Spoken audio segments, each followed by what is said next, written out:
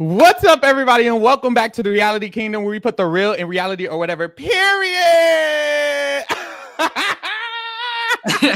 I'm talking about Adrian. We are here with awesome, wonderful Gwendolyn Rivers. Gwendolyn Rivers, how are you doing today? How are you feeling? All of that. I'm so excited. This is my first real season with the feeds too, and I'm such a gremlin right now. Everything about this is great. I feel so thankful to have gotten an invite. This is the best day of my life. I appreciate it. Thank you. Thank you. Okay. I do want to ask you about that. This is your first season after a year. It's been a year since you've been on Big Brother. How does it feel, King? It's been a whole year. I don't feel jealous that everyone else is getting their moment in the spotlight. I was a little nervous. I'm an attention whore. I was kind of nervous about that. But, it's just, I feel super jealous. I see everyone else playing and I'm like, this cast is so cracked. I'm like, this looks like you're having so much fun. It's probably super overwhelming. I wish I could play Big Brother all over again. It's just reminding me that this is my favorite show. That's the sensation I feel. It's just, I feel reinvigorated and passionate about the series. Mm-hmm.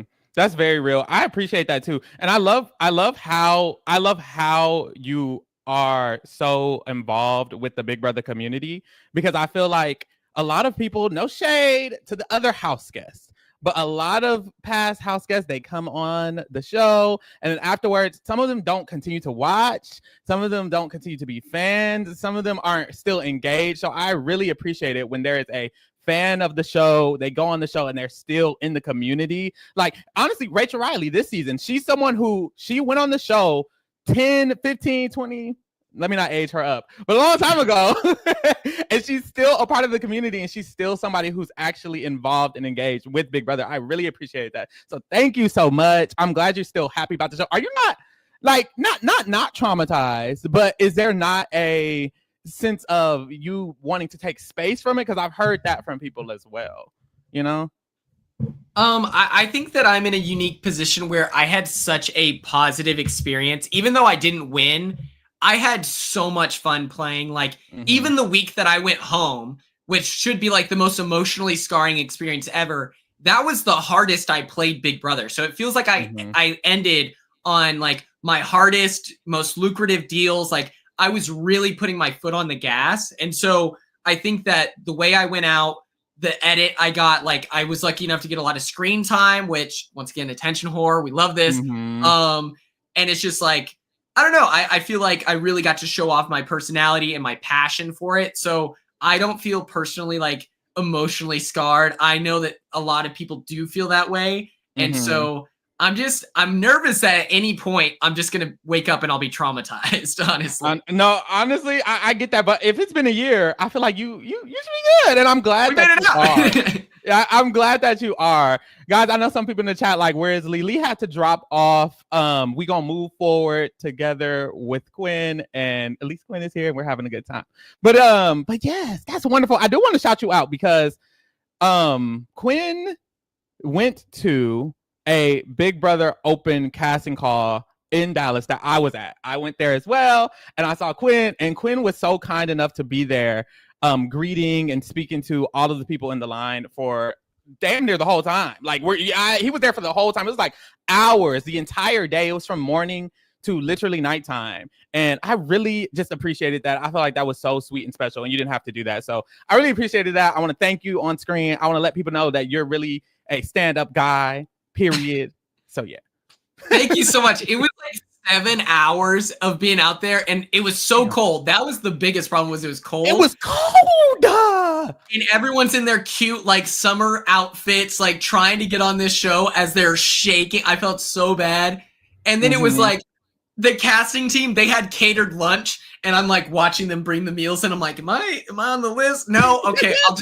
I'll starve with the rest of the super fans. Perfect. Yeah. We're in this together. God.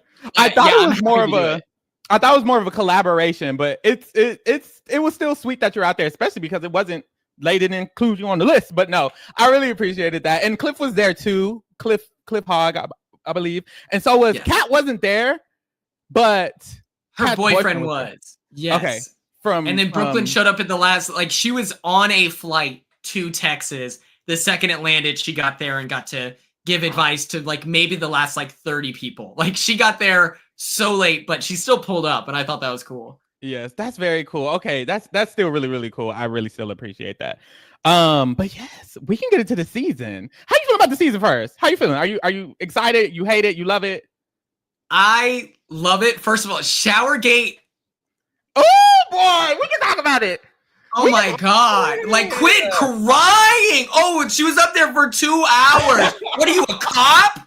Like, put your gun down, dude. Oh my God. No, it's weird because your season felt like one of the only seasons that didn't have an arbitrary thing for that first nomination set. Like, typical Big Brother. Like, this, honestly, this did, to me, it felt like typical Big Brother. I feel like there's usually some stupid little thing someone does and they get nominated the first week, but your season was so different with, you know, Angela. So it was like a totally different vibe, but it usually is some bullshit. Like, I remember BB25, Kirsten, I believe her name was, she wasn't not acting a fool, but it was a little bit less important and effective than what was going on with Angela and Matt and all of that. Like, this is more similar to usual Big Brother, like something stupid, you know, but it was funny. It was funny. I felt bad for Ashley though. Did you think preseason Ashley was going to come in here and eat? Not that she's not eating it up, but what did you think of Ashley preseason versus when you saw that episode? She's so messy. And like, I'm watching the feeds and she's so messy. Like she just keeps talking. And I love that. Like, those are some of my favorite players. So I'm like, yes, queen, spread the word. Okay. Why are we keeping secrets? Let the town know what's going on. I think that like everyone just assigned Hannah Chada's like presence on the show where she was so poised. She was very calculated. And if that's not saying that Ashley isn't that, like, she's obviously like stunning and like killing it, but like they are very different players. And I'm kind of obsessed with that because, you know, we already got Hannah Chada, so we might as well get to experience Ashley. Like, I love it. I think that like the people that were calling Ashley inconsiderate after the episode where it was like 2 hours, and then after the feeds, it's like, oh, she took a 20-minute shower and then yapped with Vinny for an hour and 40 minutes, which, first of all, they don't have watches in the Big Brother house. They have one clock in the kitchen and they're all hanging out in the like room. So they can't even say that it's 2 hours, but you're going to exaggerate. And so, yeah. It was so exaggerated. And also Vinny said on the feeds, he was like, girl, I didn't even know it was a problem. Like, until afterwards. And then of course, I'm sure they asked him about it in the diary room. And that's why that diary room came. But he was talking about how he didn't care at all. Because he was up there probably talking to her the whole time. But that was still funny. That was very hilarious. But yes, let's hop into the week, baby. Now, first, I have to shout it out. Oh, first. We have a guest coming back. I know that's right. Shout out to Lee. Lee is back in the building, y'all. Woo! We won. Thank goodness. I was like, I can't carry this. Like, Lee is so funny. Like, you two are so perfect. And so I was like, Lee, you were my crutch. Okay. I need you here. Thank goodness. Sorry, it was really hot in my room. I had to adjust myself. You fine. All right, let's get into it, baby. Now, first, before we get started, I have to shout us out, baby, because we have a new segment. I've mentioned it on the premiere, and I'm mentioning it again. We have the Big Brother TRK After Show coming to you live every single Wednesday of this season. I will be inviting a guest on to speak with me about the week a little bit, have a few fun segments. Now, this isn't going to be an episode recap of the Wednesday episode. It's more so going to be an after show of the entire week, since Wednesday is the last day of the next week. Now, when my guest comes on, you guys have the ability to ask them questions. There will be a new guest every episode by using the hashtag KingdomSpeaks on Twitter, on Blue Sky, on whatever. If you want to add us, if you want to not add us, however you can, if you want to comment, however you can, get us this question, ask us this question, and I will, of course, let you know every single Wednesday who the guest for the next week is going to be. Tomorrow, it will be yours truly, Lee, on the guest panel. So if you have any questions about the episodes or what's going on throughout the week, of course, ask your questions, and me and Lee will be answering them tomorrow, and then we'll go from there. I know that's right. Boom. Now, to get into the week, I have a visual. Okay, there's a lot going on this visual. Everybody, if you're watching on YouTube, take a breather. If you're watching on Twitter, first of all, go to YouTube and subscribe. If you're not subscribed, first of all, subscribe. Turn your notifications on. All of that. We're going to take this visual step by step, and we're just going to breathe and breathe it in, right? First, let's discuss the week and what's happening. Vince is the HOH. He has decided to nominate initially Zay, Amy, and Ashley. Ashley won the power of veto, took herself off, and Vince replaced her with Kelley. So the final nominees, which are on the left-hand side of this screen, are Zay, Amy, and Kelley. And those are the people who are up for eviction on Thursday night. Of course, Zach also had a power this week. He got the 10K power or whatever, where he can use it to buy himself off the block. So that's on here as well. All these other alliances and groupings, we will discuss a little bit later. So put a pin on that and let's get started. Now, we already talked about Ashley and Showergate, Quinn, but I have to ask you as well. And Lee, Amy was the accomplice. Bitch, were we gag? I was gagging. So were y'all gagging? The way she crushed that, she set off a detonator, an explosive. Like she killed that. I couldn't believe it. I'm too guilty of a person. I'm not sneaky enough. Yeah, honestly, I would have never been able to do it. I was kind of gagging because people on Twitter were like saying that, speculating it was Amy. I was kind of like, I don't think Amy can pull that off. No shade to her. So the fact that she was it on the episode, I was kind of gagging. Lee, were you gagging? No, I was definitely gagging a little bit. I didn't think it would be her, and then I saw all of the allegations. I was like, well, it's definitely her. But I don't know. You know, she's a Pisces. You know, Pisces can be a little sneaky sometimes. So I can see why she ate it up the way she did. But in general, it feels like something that they just was randomly throwing in there again. Like, I feel like it was kind of like the AI instigator. It's like, why do we have a random accomplice here? It did. And it doesn't feel, it really just felt like they were going to do this one thing this first week with the whole mystery. Because even on the episode, when they did the mystery part and they were like, y'all have to figure out how Julie got taken, they just plopped them in the backyard and it was giving competition. I thought it was going to give actual mystery. And then with the AI, I mean, not the AI, what is this? With her, Amy, whatever she was, I felt like, yeah, like this is going to give mystery, but it's going to be for this 1 week and they're never bringing it up again, child. It will be lost in the dust. No shade. It's so crazy that there wasn't a financial incentive for Amy. Like, it's literally, she just got to stay in the game. I'm like, maybe this could have just been like a thing where, okay, week 1, you don't get evicted. And then week 2, we're going to have a whole new set of tasks to where she starts getting money in her bank account, because this is some unnecessary stress for her, because this just isn't fair. I feel so bad for her, but she's eating it up. On move-in day, I had some white docs, and they were quick in that Big Brother house. So the fact she was able to sneak around without getting caught, like, she deserved, give her 10K, not Zach. No, honestly, like, she had to be in different areas. Like, she had to go press a button here. She had to go lift this over here. She had to go unlock that. I was like, they having her do a lot. Like, if she had gotten caught, then what? Then what? It's like, damn. And then I feel like maybe they told her, like, if you don't do this, you won't be a house guest. Because she was like, yeah, I'm officially a house guest now. I'm like, did they threaten your life? Like, were you only casted to do this? Like, kind of like with the saboteur thing. It's like, did they tell you, look, you're going to be the saboteur or you will not be playing this season? Very saboteur coded. It really was. Maybe they should have just did, like, kind of what you're saying, Quinn. Maybe it should have been a consistent thing, because it kind of just feels random, honestly, without it being consistent. But I wouldn't want her to be stuck in this saboteur boat of she's always having to fuck shit up and then get evicted because of it. So I guess I'm okay with it. You know what I'm saying? But yes, we got the feed, y'all. 5 days later. And on the first night of the feeds, we see that Ashley won the veto. We thought she was dead in the water. I thought the shower had got her, girl. I thought beast. Come on. Look, and I'm a fucking psychic, okay? Y'all need to start listening to me. I don't know why people don't listen to me, okay? I tweeted while the episode was airing that I sensed that Ashley has already won the veto. Feeds, come on. Who has the motherfucking veto?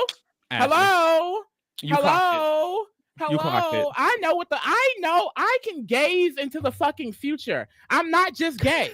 I can gaze into the fucking future. Okay?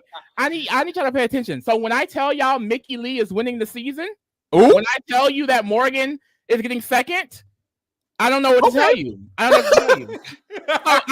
so happy for Ashley because, baby, I thought she was up out of here. She took that 5-hour shower, and I thought it was done. Everybody named Mama was talking about this 10-hour shower. I'm like, God damn, you got to shower for 15 hours? Like, that's a long-ass shower. But apparently, the shower was only 15 minutes. It was propaganda, Lee. We was talking about that. It was giving propaganda that I'm not falling for, actually. Y'all not gonna literally people were in my responses being like, she deserved to be ganged up on by the house, and I was like, I saw Big Brother 24, okay, right. I know the presence of like racism in the like reality TV world. I'm not gonna believe it. I'm sorry, like no shot. And people forget Ashley got top 4 in this first HOH competition, so her winning the veto, she's a comp beast. She's about to eat it the fuck up. It's crazy. I'm telling you, she gonna make it a few weeks, and she is gonna be the Mackenzie of the season. I'm telling y'all. Comp beast down. Lee has won every single draft we have done, except last year. So Lee has Chelsea Bayham, bitch. With Chelsea Bayham. That's a diva. Quinn, how do you feel about Chelsea? Because I feel like enough people are not praising Chelsea enough. And you as a super fan, you got the tea. You got it. So she's top 5 most dominant winners of all time. Thank you. People want to discredit her, and they're like, oh, this cast was weak strategically. And it's like, okay, that means you can't use logic and reason to push people into decisions that benefit you. You have to like connect with them emotionally, and like there's some real manipulation happening. I think the fact that she was so successful with my cast just shows that she can do everything. Like she's top 5 and she's not 5th. Come on. What are y'all talking about? I'm obsessed with her. She's the best. As you should be. Oh, this is a king, y'all. This is why we invited Quinn. This is why Quinn had to come up here first. Period. He vetted my Chelsea opinions before this. They were like, barrier to entry. Are you smart? And then it's like, yes, Chelsea's an incredible player. Okay, you're in. Period. Exactly. We talked about this a few times, though. I wouldn't even say y'all were a dumb cast, because how is a dumb cast upending power structures, blind sides left and right and left and right, bitch? I mean, one person was leading the game this week. The next person was another week. Like, it was literally changing HOH by HOH by HOH. It takes an extremely smart player to be able to adapt that quickly. Like, I would not say y'all were a dumb cast like that for real. Like, there was some pretty dumb casts in BB history. BB 16, I would like to have a word with you, you know? BB 14! And Derek is still one of the best. So it's like, you can't use that argument. I feel like Chelsea's the best winner, period. Fuck a top 5, fuck a top 3, fuck a top 2, fuck a top 1. I said it here. Be mad at me about it later. Okay. Thank you. But yes, Ashley, we come onto the feeds. Ashley has a veto. And the first conversation, or one of the first conversations we see, is Vince speaking to Kelley and Keanu about who's going to be the renom. We quickly find out Kelley said, me again. Why is she? Y'all, I'm finna get mad. Why is Kelley multiple times volunteering to go on the block? She said, backdoor me, please. That's your draft pick. That is actually default. I never chose Kelley. She was the last. She's on your team. You need to stand beside her. Matter of fact, let me fix that real quick. Don't put that on me. I'm finna remove. She is my draft pick. I chose her first. Yeah, I chose Kelley because I am the only person she follows on Instagram. And so I was like, this is my queen. And then she goes to the Tucker and Cedric school of Big Brother where she's like, I want the smoke. Put me on the block. No, Kelley, please stop. I'm like, I feel so motherly for her. I'm like, I want to have a chat with her and be like, girl, you don't have to be a hero, okay? You're fun, you're quirky. Just do that, please. Like, oh my God. Happening. It's crazy because I didn't expect her to be like this. Like, first of all, we turn on the feeds and she's up here rounding up all of these guys' alliances. Okay, it's giving Nicole, Franzel, and Christine mixed together. I said, okay, Kelley. Okay, she's getting these men surrounding her, but then it's like she's volunteering to go up as a renom. She's talking about throwing the BB Blockbuster. She's talking about I don't even want to win. I just want to make a name for myself. Well, girl, congratulations. You're definitely making a name. You made a name, Kelley Franzel. I don't think it's the name that you want it to be. Yeah, very unfortunate. Very weird. Shout out to Stefan in the chat. Thank you, Stefan. My cracked kings, we're so back. I'm gagging for this trio sending love. Thank you. Making it rain. But yes, she was a crack queen, and she was talking about these alliances she's trying to make, y'all. None of it's true. We found out very quickly that a lot of the boys involved, or she was trying to bring together, aren't necessarily the biggest fans of her specifically.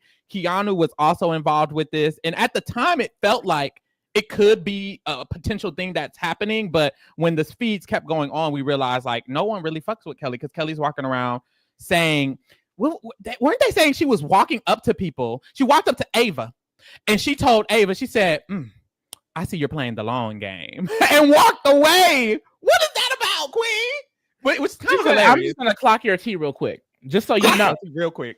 Clock your tea real quick. She did the same thing with Jimmy. Jimmy was like, oh, I forgot what I was going to say. She was like, it was probably a lie. And it's like, what's happening? Which is kind of funny. She could get my stand card at the right day. That's hilarious. But today is not the day. That is hilarious. But is it good gameplay? Is she going home? And I hate to say this about Quinn's, number one fan, but Kelley can go home for me. She can. She can go ahead and get up out my villa. She can. I'm sorry. Yeah, I need Zay to go. I'm sorry. Like I need Zay to go. No, I need Zay to go. He should be gone. Let the record show he should be gone. But I want him to go because it's like they formed this like all men's alliance. Yeah. Girl. Instantly. I was like, absolutely not. And so I'm like, yeah, the most interesting thing is keep a wild card like Kelley in the house and get rid of like Zay, who's in the men's alliance. It feels simple for me. See, the problem is I feel like I'm scared of the men's alliance, and I feel like it's because we're all traumatized. BB16 has traumatized us for life. Well, maybe BB12. Because that one was maybe BB12. Rachel is in her worst nightmare, bro. Literally. God. But I'm not as scared because, one, I don't think this alliance is going to stick together. This is a lot of big and kooky personalities, right? And then two, we're in the equitable comp era of Big Brother. So I'm like, okay, maybe they won't just beast the fuck out. I'm scared of Kelley.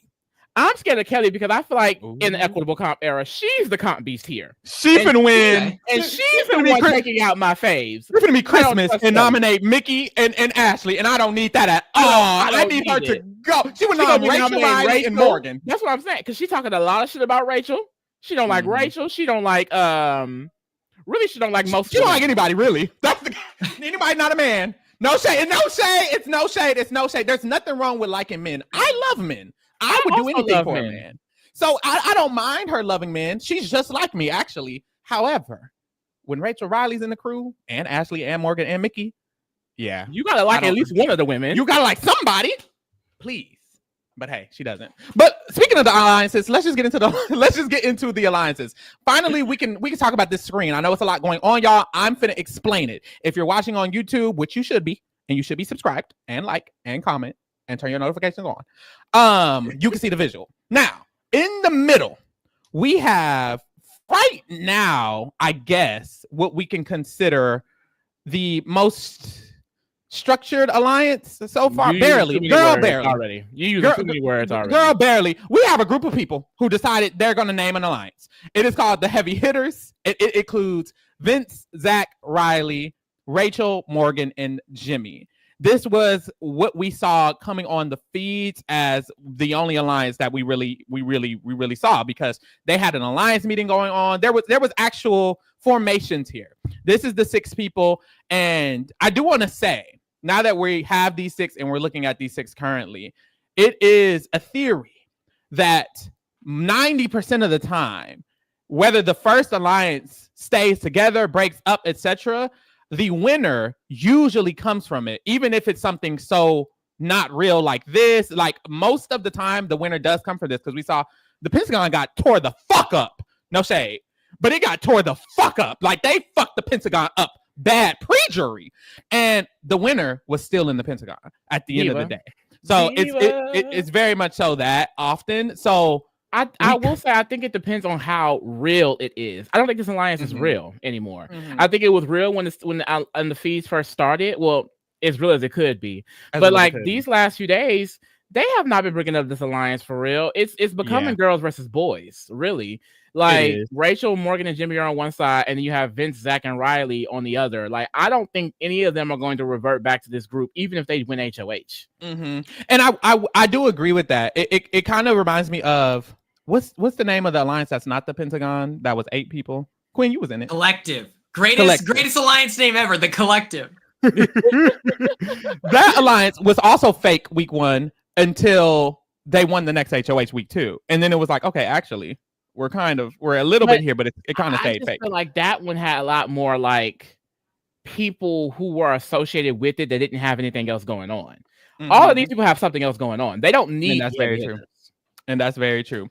But yeah, we have the heavy hitters, and I think the reason, because fuck all the stats that I'm talking about. The reason the winner usually comes from the first alliance is because the first alliance usually includes the best players. If you're getting in the first alliance, you're probably one of the best players in the season. It's not about the stat of it. It's more so it's an indicator that you're a good player. And I do think this alliance has a lot of the good players this season. Zach, Morgan, Rachel, and Jimmy are controlling subsections of the house in ways. And I do feel like this group has a lot of good players. But what do y'all think about this group? Do y'all want it to stick together? Do y'all like it? Do y'all hate it? Thoughts? As if they just remove Rylie, and they've kind of started, they're already kind of annoyed with him because he refuses to go upstairs, and he's so country. He's like, look, I'm not going upstairs to talk strategy. I'm not here to play the game. Like, and so if they got rid of him and maybe just slide Mickey in there, like I love Mickey, then I'm a little more chill with it, especially because like there's already some like growing tension. But for Vince, I love this idea of forming an alliance of like heavy hitters where it's other people who are competitors that are trying to win competitions, because he's already won a competition. So he's nervous about that target on his back. And so if he surrounds himself with like-minded people, then that can maybe buy him some safety instead of being targeted.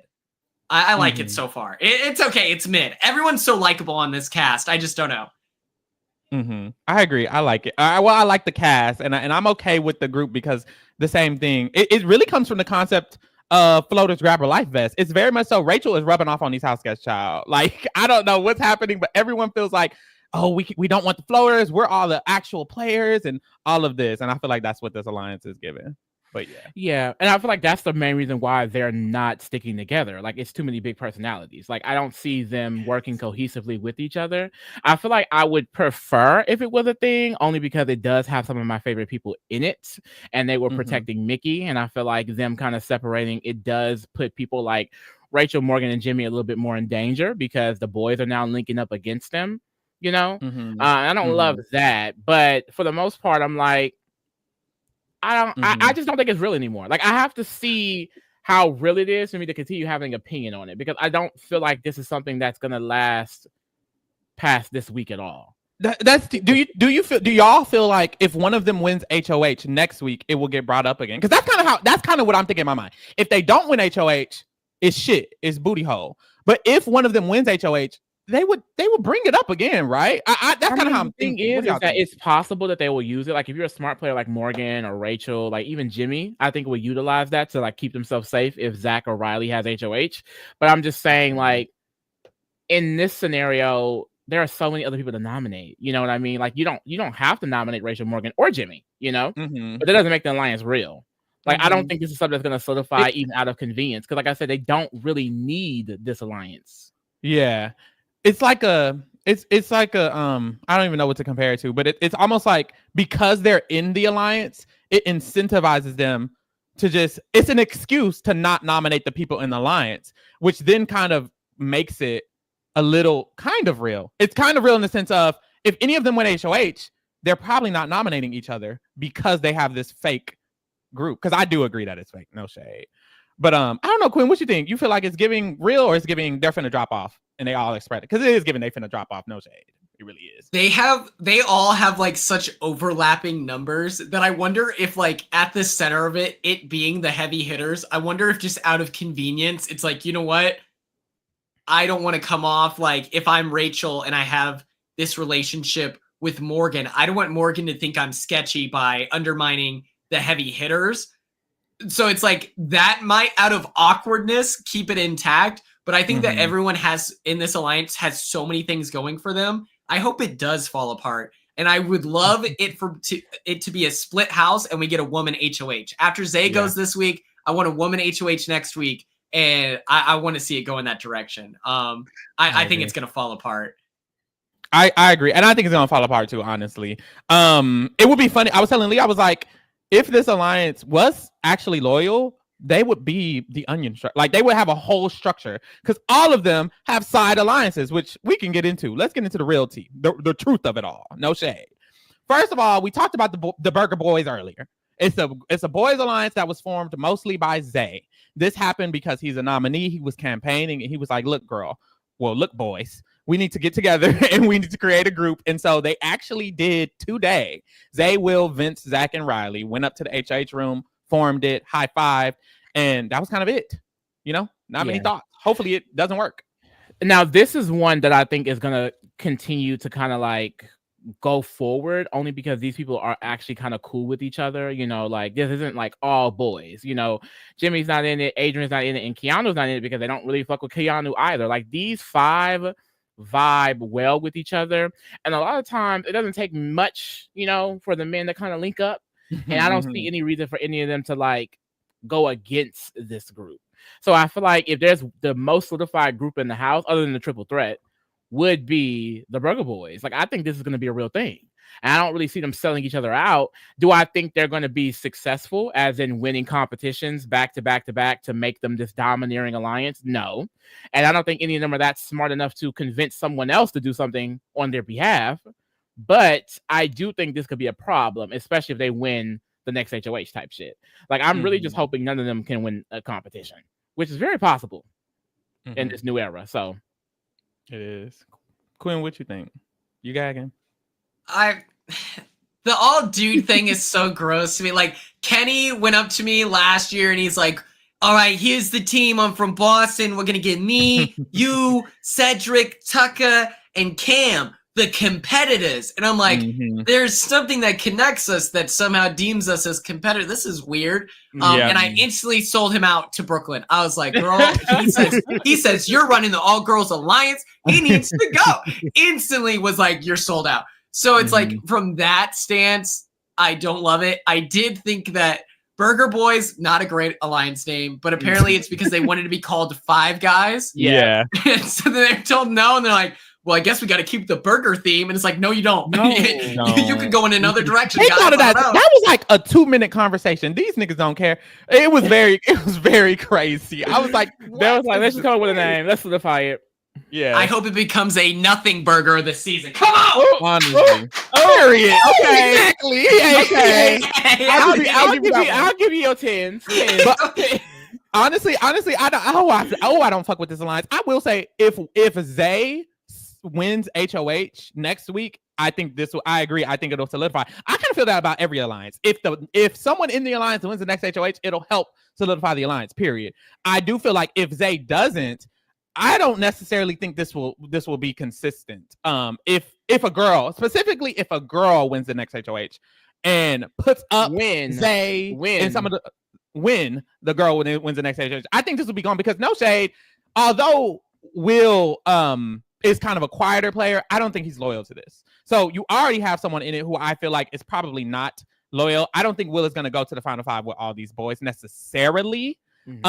We don't know anything, but I'm just saying it doesn't seem like necessarily they will be fully loyal. And even Vince is not comfortable with men so far. He's made comments to the people in the house like, "Ooh, all these guys, I don't know if they'll like me," but it could give, "Oh, they like me, so now I'm excited." It could give that, which is the fear, very much so that. But hopefully, they don't work.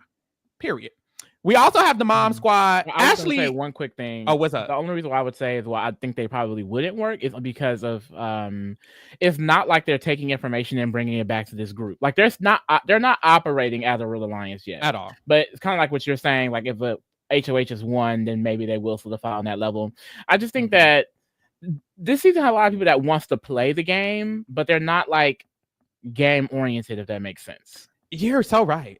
Very, very, very true. Oh, and also, Quinn, you made the comment how the boys have been making comments about these are the people who are actually playing games and not floaters. There's been so many silly ass comments. Zach has made a few about how, Amy is definitely going to lose the blockbuster. Sir, did you watch last season? Did you watch last season how Tucker got blockbustered out of the game when we didn't think he would lose? There's so many different stuff. When Chemo beat Matt, and then when Chemo beat Matt, like, come on now, y'all aren't keeping up with the equability of it all. The girls were not expecting Rubina to win. They were not expecting Rubina to win. Gagged alive. Y'all just don't know, and that's their problem for not being fans. No shade, is barely not a fan in this alliance. Apparently, Vince lied about being a fan too. And I will say, because it just started, I won't knock them too much about not being fans of that, because we just got into being equitable. You know what I mean? Thank God. But it's funny how they still assume that they're just going to be able to win everything. Like when they align with each other, the conversations were so much like, "Oh, we just have to win and we could just do this and we'll be able to go to the next week." And it's like they talk about it like it's just so easy. And it's like, hold on, girl. It's not BB16 anymore. At all. Shit has changed. We have a new generation on our hands. So I can't wait to see the egg on their face when they're not eating it up like that. Like, even if we are in the worst timeline and we do see like Zay win the next HOH or Zach, like y'all are not about to go home next. Get up. Like y'all are not about to be those girls for it. Like they think they're those girls and you're not. Y'all are those boys and y'all are gonna lose. If you lock them in an AI arena with Mackenzie Joe Manbeck, only one person is coming out, and it's Mackenzie. Okay? None of them can touch Mackenzie. She equips the blue yoga set. It's over. You're cooked.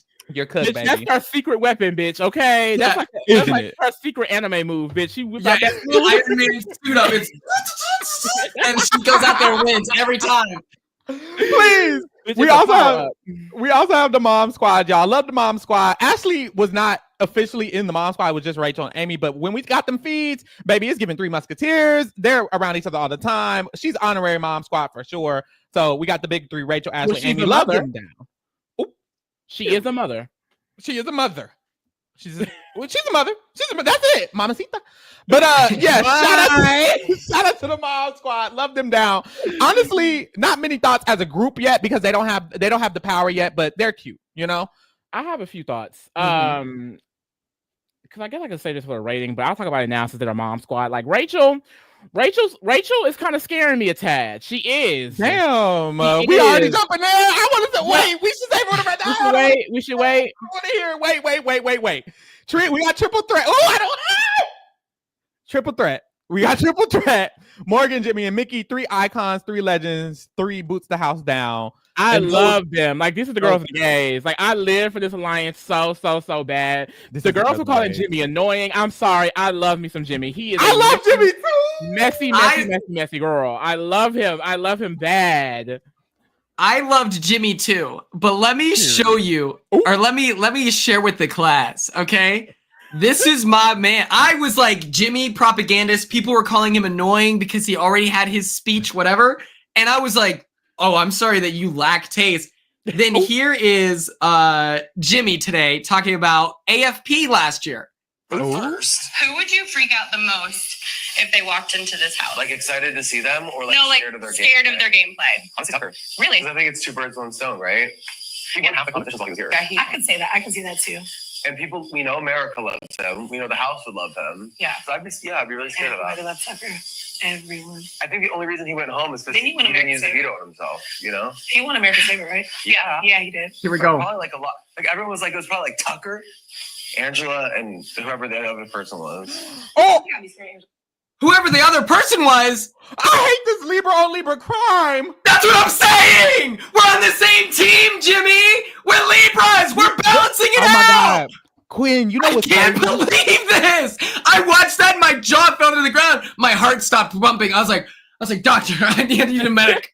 This is crazy, Jimmy. That other guy, I had more screen time than like 90% of the people in the jury house. You know my name.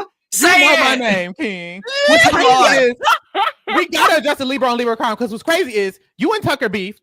Immediately when Rachel walked, Rachel's a Libra, Jimmy is a Libra. Immediately when Rachel walked in the house, Jimmy said, that bitch gotta go. He didn't say that. He did not say that. He did not say that. He said, she gotta go immediately. And then we hear him, he said he would target Tucker. He said that other man instead of Quinn. No shade. I wasn't the biggest fan of Tucker and Quinn. No, no shade. Whoa, wait. I was mad at you at the beginning. And That's fair.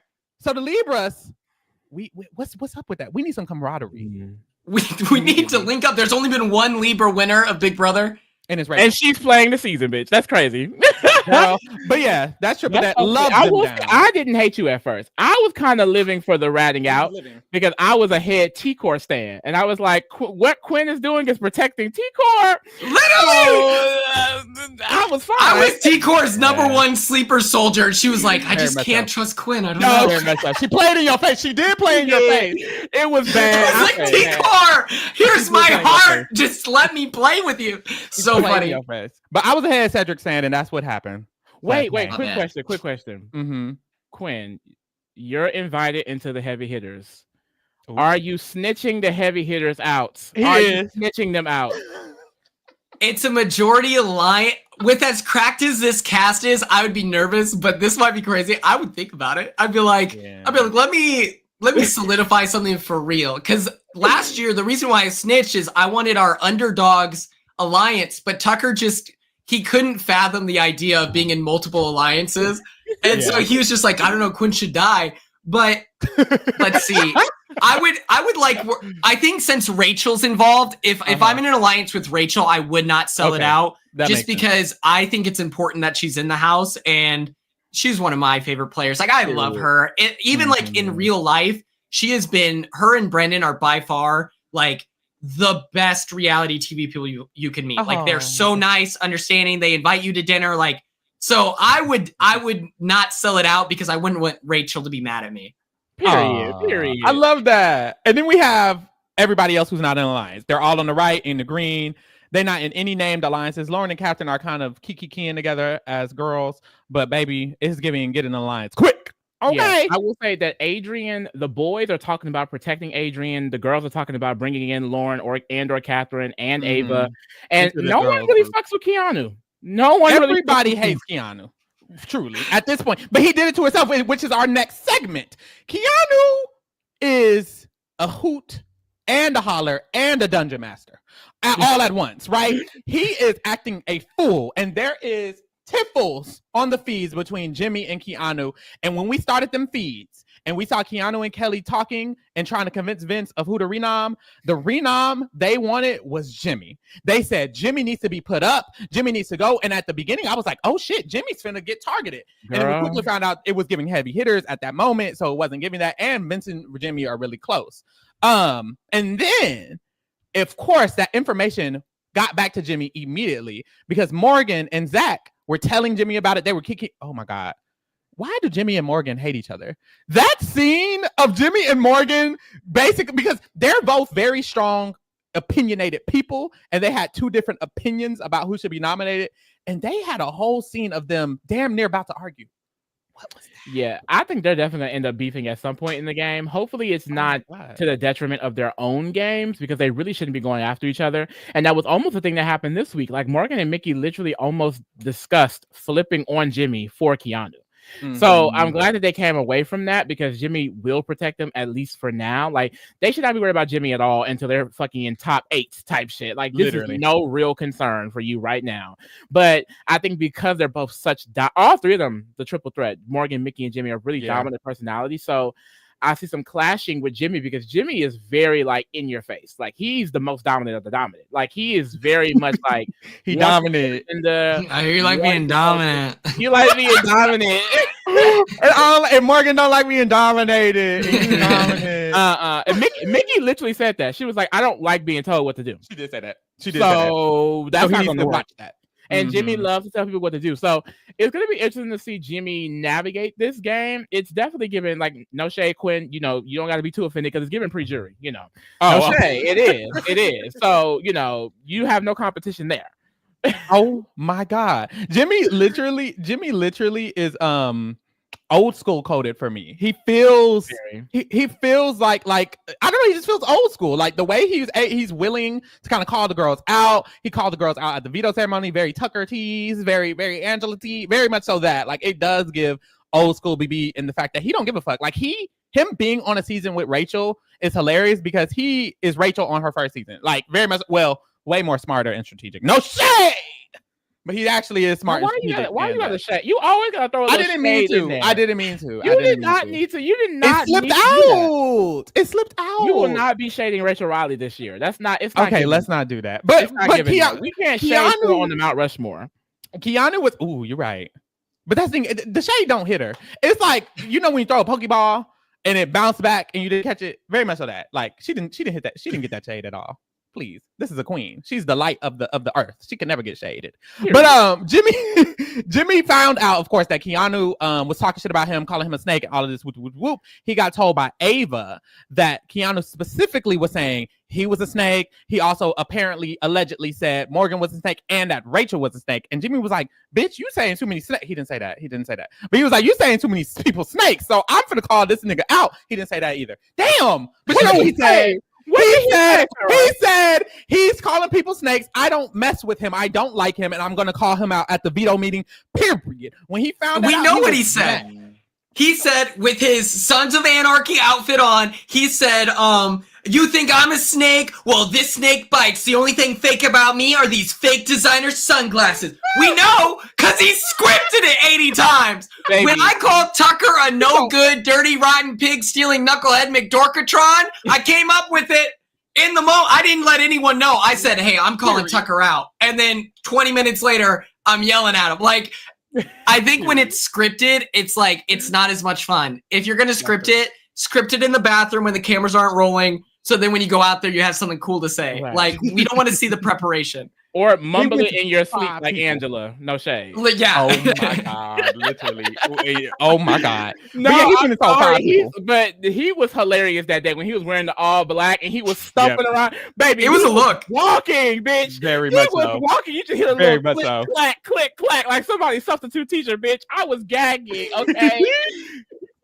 He's so fun. He's so fun. Like, that's what it feels like. It's like he's going to bring so much to the season just because he understands that, like, this is a fun show. Like, you don't have to be so protective because you don't get, like, followers on social media when you play, like, super reserved and keep to yourself. Like, if you put yourself out there, you're going to get more haters, but there's a lot more people who will at least remember you. And that's what, like, is the name of the reality TV game. So I think he he understands the assignment.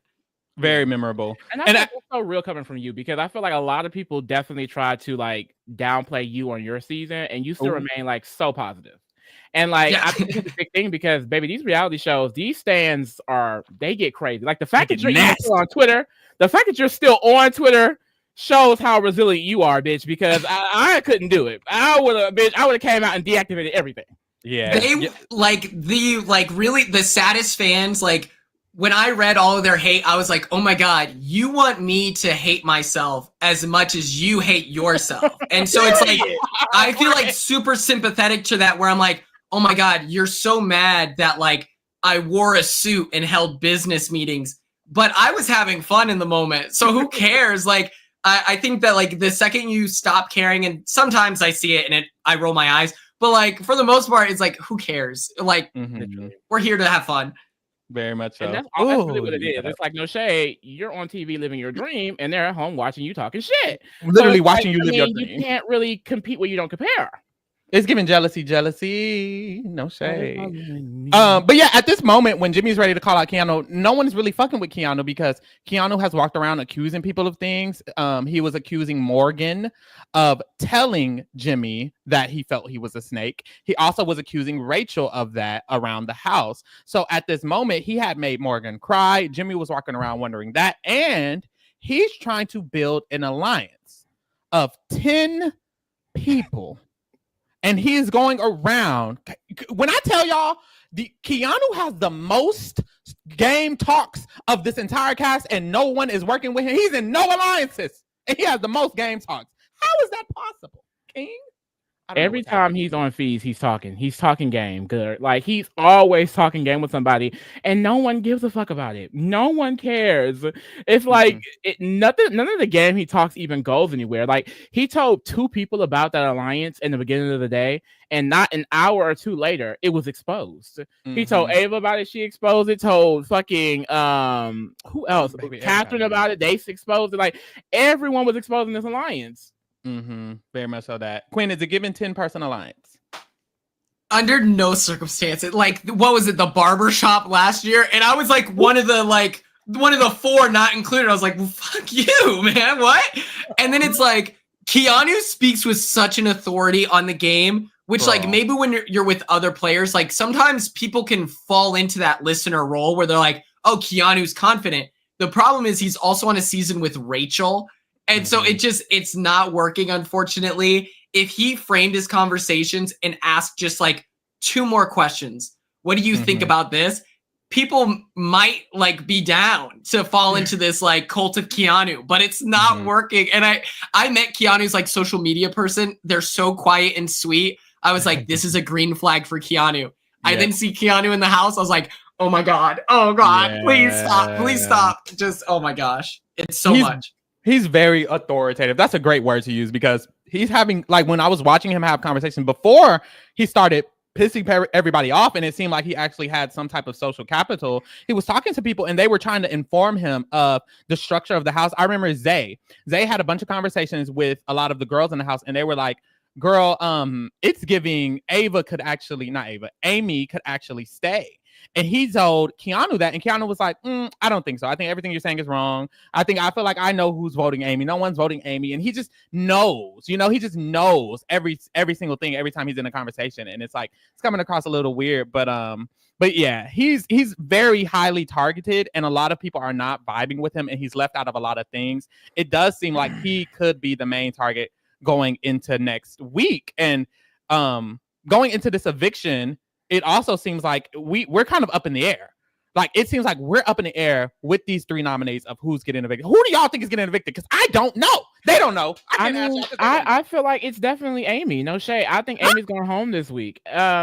Kelley has a lot of people vouching for her. It seems like the people who think Kelley is going home are the girls, mainly Rachel, Morgan, Jimmy really thinks it. Amy, of course, thinks it. But there are a lot of people up in the air. Like, I haven't really gone through the votes, but I know for a fact if it's Zay next to Amy or Kelley, I think Zay is staying.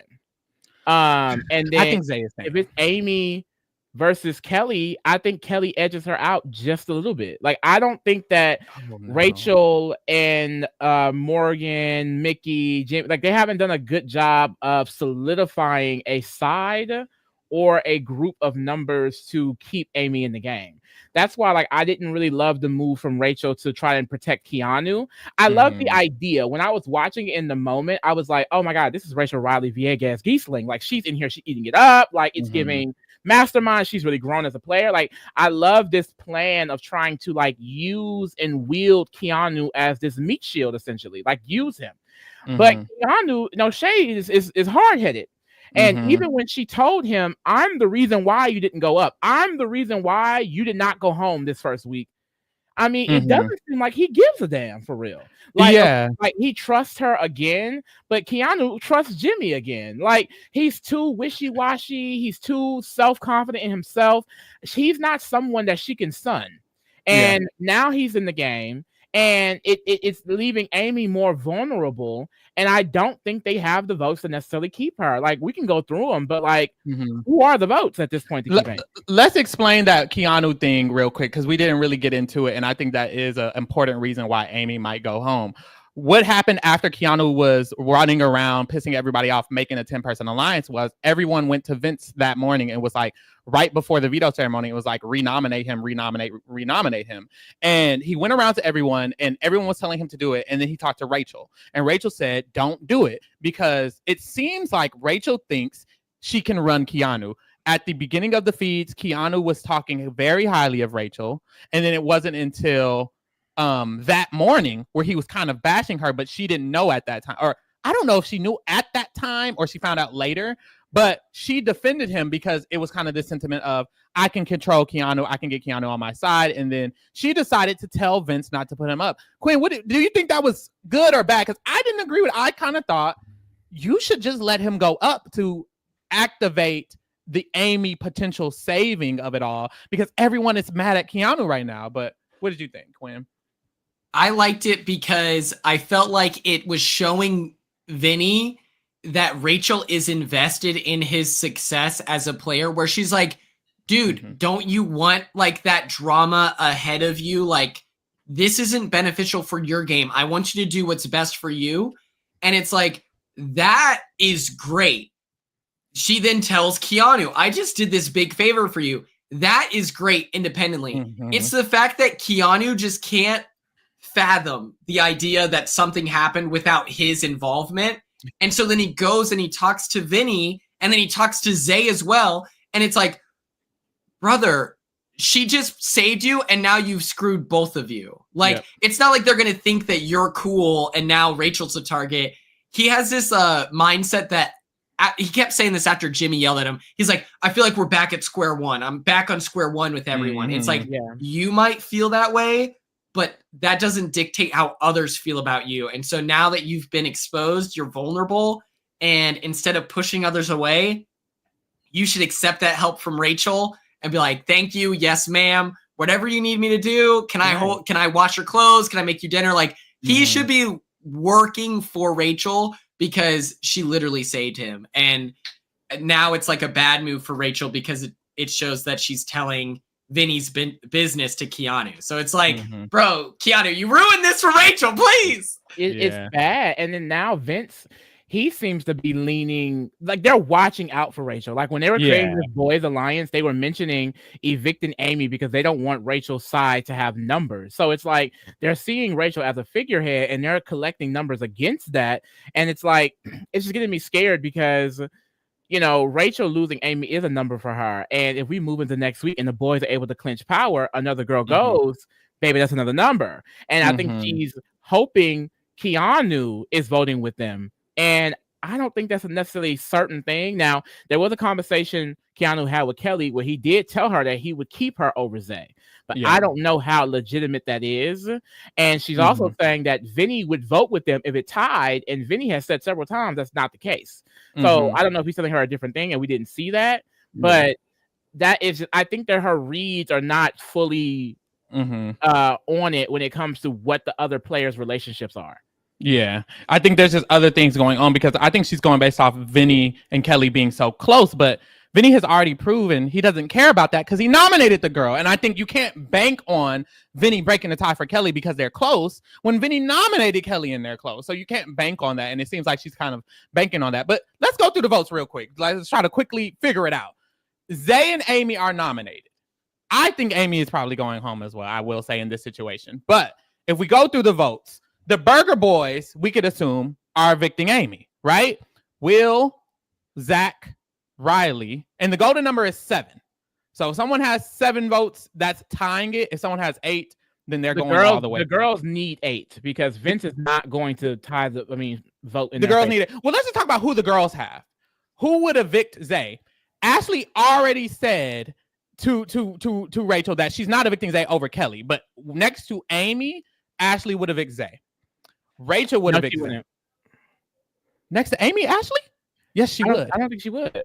Ashley and Amy are literally they're best friends. This is the same girl that went to Amy and said that Zay is best for my game, and I don't care if he's targeting Rachel because he's not targeting me. Right, but that was next year having that same logic with Amy.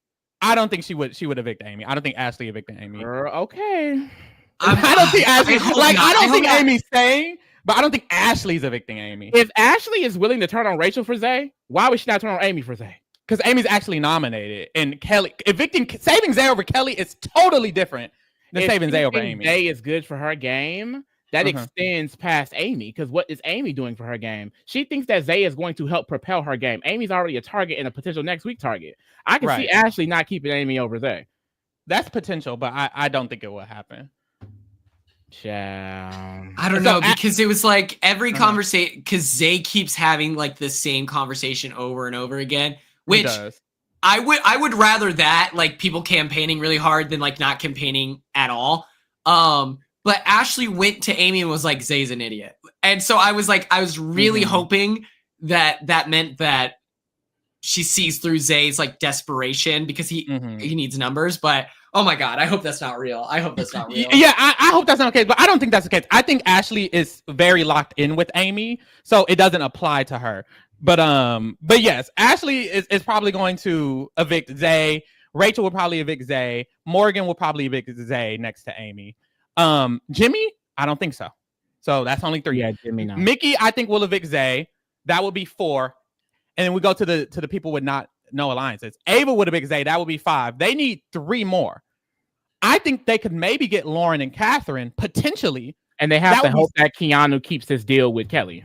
That would be 7. But this is if Amy's nominated. So fuck the deal. If Amy's nominated, she's going home because they won't get Keanu. They won't get, I don't think they'll get Adrian, and I don't think they'll get the boys. If they get it'll be very close. I will say that. It will be a very close vote. It could be 7-7. Because if Lauren and Catherine vote with the girls, that will make it 7. So it's possible it could be 7-7. But I think even in that situation, Amy goes, and maybe they could get Will, or maybe they could get Adrian or Keanu. But it's very close. And I think this is the same for all of them. They're not working on them. And that's my big issue, is that they've been trying to work on getting Lauren and Catherine, but not even extensively, in my opinion. Like, they should be working harder on doing that. And then same with Adrian. No one is talking to Adrian. Why are the girls not trying to get his vote? Exactly. You know I mean? And they talked about trying to do that. They haven't. It's so, because we said the people who would be saving Amy and evicting Zay, we said would be Ashley, Rachel, Morgan, Mickey, Ava. That's 5. Yeah. And Catherine, that's 6. And maybe Lauren if she wants to vote with Catherine. Be 7. That's it. That's not enough. They would have to get Adrian or Will. And people in the chat are saying they could get Will. They haven't worked on Will. They haven't worked on Adrian. If they work on them, they could get the votes. Because Mickey and Ashley and Morgan are forming a group with Will. So it could incentivize him to vote with them, because that's the group of people I think he might be loyal to. There's chances. I don't know. Quinn, who you think going home? Because, girl, I don't know. Amy needs to. I don't know. This is so annoying. Okay, yeah, I'm just like, it's hard, y'all. Amy's gonna win the AI arena. All right. Okay. And so then it's just Kelley versus Zay. Now Kelley goes home. Yeah, I think so. I next to Zay, I don't. It depends if what Rachel said is right. If Keanu is actually evicting Zay over Kelley, because Keanu and Kelley have been close. They have been close. If that's true, maybe Kelley could stay over Zay, because all the girls. Well, no, Ashley and Amy not doing it. Ashley and Amy not doing it. Yeah, Ashley and Amy not doing it. So it's over. Kelley's going home. Thank God. No shade. Thank God. Only in the thing. I see these things. Yeah, you see these things. I have not gotten a premonition that Amy wins. My premonition was when she beasted that puzzle on premiere night. That was my premonition. So, okay. Hey, you're not the psychic. How many times have you won the draft? Well, that actually happened. How many times have you won the draft? Well, that one time with Chelsea Bayham, the best Big Brother player ever. It doesn't matter. So if I can predict the best Big Brother player ever, maybe I got a little something in there. Hold on. Hold on. But yes, y'all, going into next week, they haven't really discussed much of what they're going to do. It does seem like the girls are trying to link up with a girls type of situation. Rachel has talked to Ashley and Amy about linking up with the girls, getting Morgan, Jimmy, and Mickey with them. Literally, the group is supposed to be Mom Squad, Triple Threat. plus Ava or Catherine. That's the group they're claiming they want to form. I think it'll only happen if one of them win HOH. And then, of course, with the boys, they have the Burger Boys, and that's kind of what it's looking like. It's looking like a bunch of the girls and Jimmy, and then a lot of the boys. So we're just going to have to see what happens next week. But yeah, let's get into these player ratings. Fuck all the hoopla. Boom. Here we are. We have all the cast at the bottom, or we have the cast at the top and the bottom, and we will be rating these motherfucking players. Y'all, let's get into it. Starting off with Adrian. This week we do 0.5s. We do 0.5s. You can do 0, 0.5s, 1, 10, all the way to 10. Period. Week 1, Adrian. How are we feeling about Adrian Quinn? What would you rate him as a player this week? What's the highest? 10? 10. I think like you gonna give him a 10? No. I do like Adrian's positioning right now, just because he's got the Burger Boys protecting him. That like no man's land like alliance where it's like just the people, they're not floaters yet, but they're kind of in the ether waiting for that power structure to form. They all seem to like Adrian. Outside of like, I know Amy and Rachel were kind of put off because he's so young. You know, he said that like Morgan looks good despite being 30. And I was like, 30's still young. That's crazy. Like, yeah, you know, that's great. I had my Tinder up to like 45 when I was right. I'm pushing 30 right now. Hold on now. I'm like, hello. And so I'm a little nervous about that, but I would say he's at like a 7. Like he's not doing horrible, but he's in a good position, right? Yeah, I love when y'all come on here and y'all rate these players, because y'all don't usually rate the players, baby. I'm putting the 7 down. I know that's right. Well, Quinn. you know what? Because every time the players come on, they say we too low, but y'all played the game, so y'all have a different perspective. You know, y'all were inside of that motherfucker. So, hey, a 7 is a 7. I don't know. I'm not giving them a 7. But maybe a 7. We'll see. We'll see. I'm also optimistic. That's my problem. I love that. I do love that. No, honestly, I agree. I do like Adrian's position. I feel like Adrian. What I hate is that he's not in an alliance, and he's not running around on the feeds. Not even running. He's not walking. He's not even crawling around on the feeds. He's going to bed early. He's going to bed early. They were in the kitchen for 2. I was looking at them for an hour and a half. And there was so many people in and out of that kitchen talking to each other. He was sitting there eating them chips. I was thinking, sir, please talk to them. So that's that part of Adrian I don't love. He's not super extra active, but his position is very good. A lot of people feel like they can pull him in. The boys want to protect him. The girls think they can pull him in. So if it is becoming this girls and boys thing, he's one of the people in the middle. And that usually helps people. We just watched BB5 for our Big Brother 5 rewind. If y'all didn't get into that, we did do a rewind of Big Brother 5. Go check that out. And in that situation, Drew was someone who was good with the girls and good with the guys, and he won. So if it goes that direction, it could help Adrian. He's just not doing much, but he's also not in a bad position. I think he's in a good position, and I think he still has a lot of room to go somewhere positive. So I'm going to give him the 5. I feel decent on him. Not bad, not good. Yeah, my main issue with Adrian is that I feel like he's not doing much himself. Like, I understand that people want to pull him in, but I would love for him to be more proactive, and we really haven't seen that. And this is someone who was talking hot shit in their preseason interviews, and I'm kind of happy he didn't act like that, because, girl, he will be out this week, okay? But it's like he's doing 2 sides of the spectrum. Like, on the preseason, it was like way out there on this side, and now he's like all the way reserved, and I'm just like, that's kind of an issue for me, because while people are talking about bringing you in, no one has officially brought you into anything. Yeah. And if you're not proactively speaking to people, when are you going to become a priority for anybody? You know what I mean? If it keeps going like this for like week 2 and week 3, he may be in the add-on, but it's going to be too late for him to build any real deep connections with anybody, you know? And I would assume if this is how he's playing, you know, not much really can change. You know what I mean? Like, we don't see someone become an entirely different player from week 1 throughout the season. Like, you may see improvement, but like a complete 180, I've never seen that.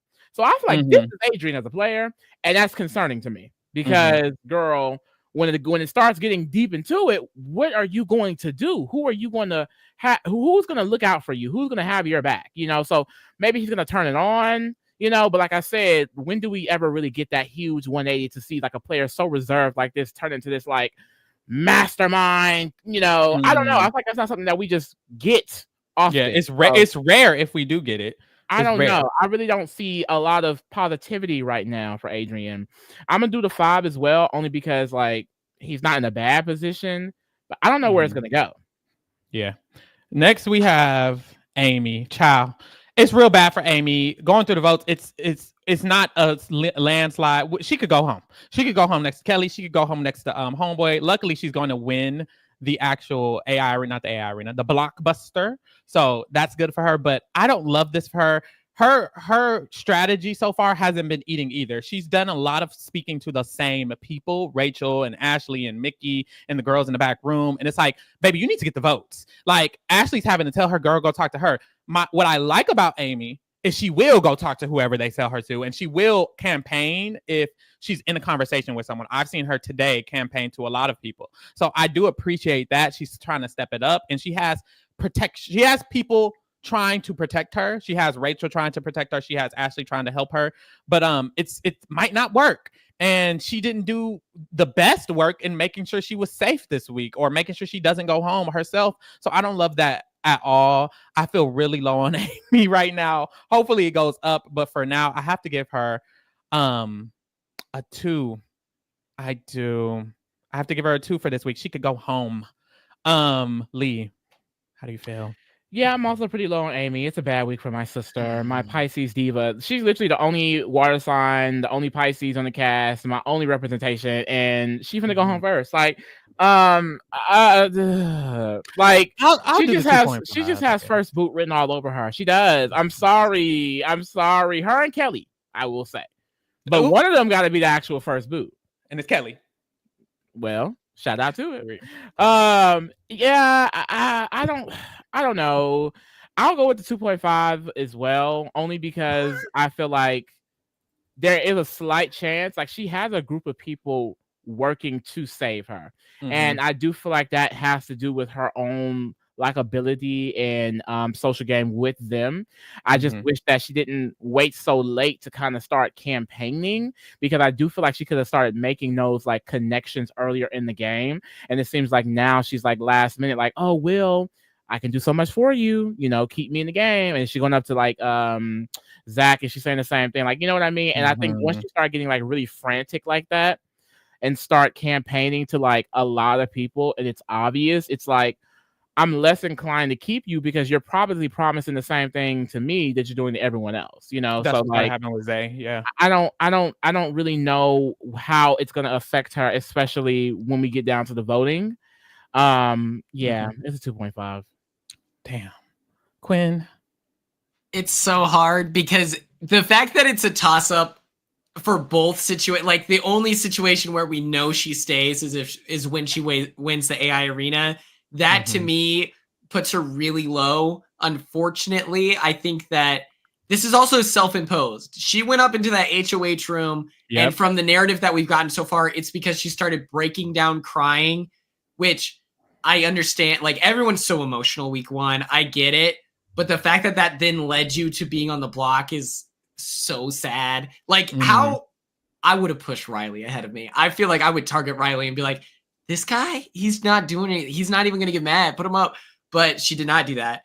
I was going to put her at like a 3. I think the 3 is cute. I saw a picture of her today, hair down, her orange sunglasses. She looked gorgeous. She was body. So therefore, 3.5. She knows for the body. 3.5 for the body. She's crushing it. I was like, go get him, Amy. Hello. Yeah. So yeah, 3.5. I will say, if she stays, this will probably change because she has a group, but we don't know. Next is Ashley Lee.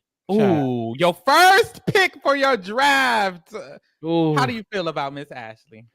Now, I'm not gonna do Ash. I'm not gonna get on Ashley neck too hard because that's Hannah Chada's, you know, good sister. Yeah. Okay, so I will not be dragging out of respect for my good sister Hannah Chada.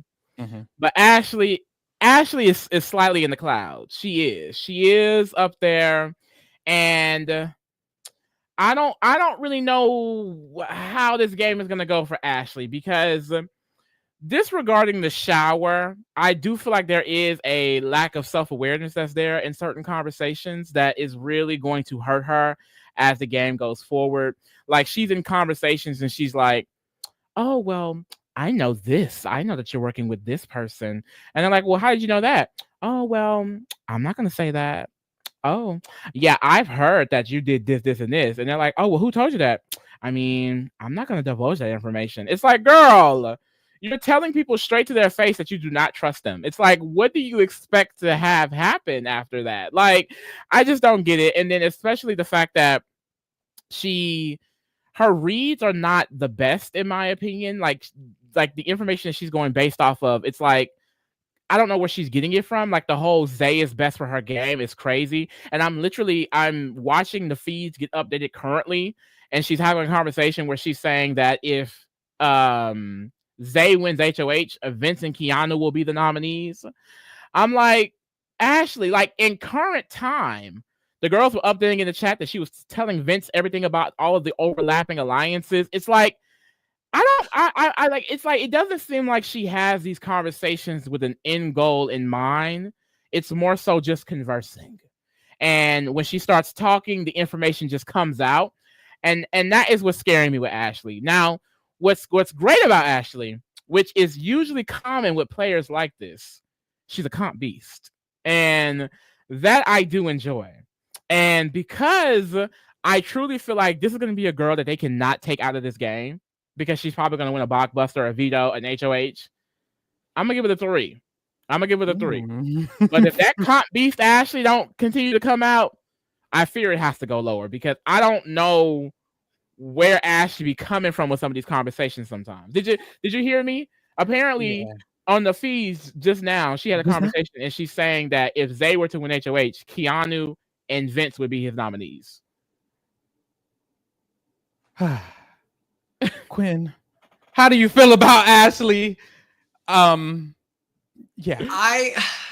It's crazy. I can't believe her and Amy being like, Zay's good for a game because he'll target Rachel.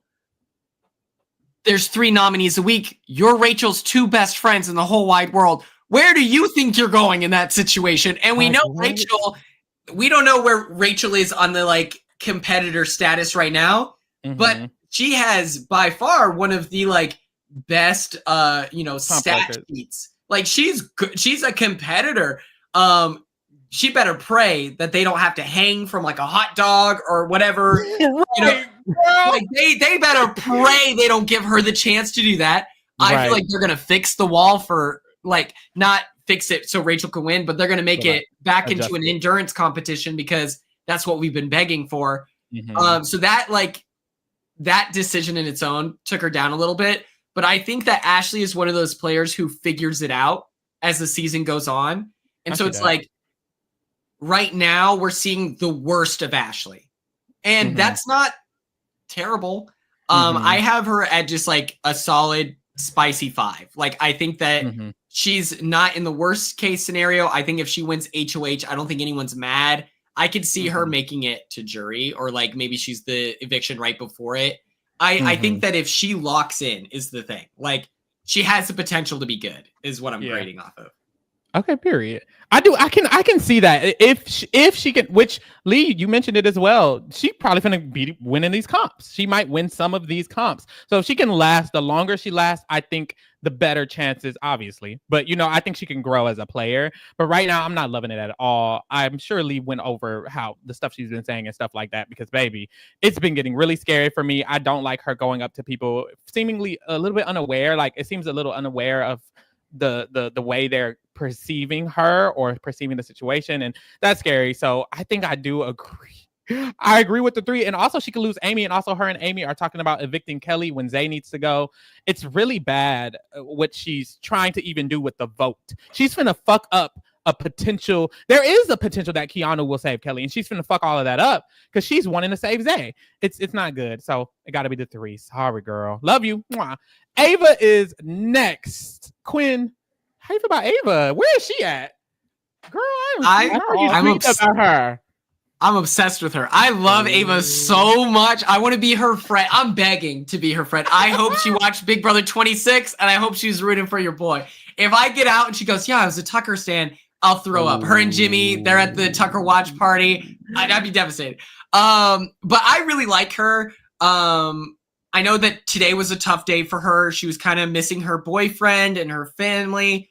But I think that endears her to people. I think that she is just like a fun personality. I think people really like her. She seems intelligent. So I feel comfortable grading her. Like, I don't know if she's as well insulated as Adrian because he has like burger restaurant backing him. So I would put her at like a 6. I feel pretty comfortable with a 6. I like that. Real quick, I made a face because I just saw an update. And this is just an example, another example of the Ashley situation. Mickey tells Ashley that Kelley wants to be in Morgan's greatest graces. She wants to be in good graces with Morgan. Ashley responded and said, I'm not Morgan. And Mickey said, I didn't say you were Morgan.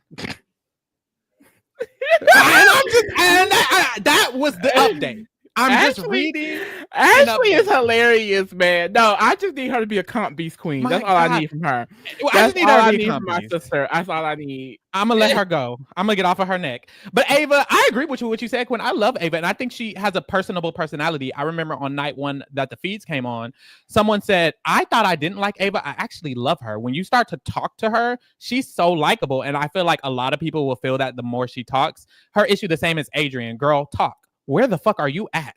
I'm on the feeds all day. I stayed up all night watching them feeds. Night 1, she was asleep. Night 2, where was she? I have not seen this girl. I barely see her, and I don't love that. I do think she has the option to be pulled into the girls thing very much so. A lot of the girls like her, and that's good. It's similar to how Adrian will be protected by the Burger Boys. Ava will be protected by the girls. I do think they're in comparable situations, but I think Adrian is liked on both ends. And Ava is kind of not. So I think that's kind of my qualm with her.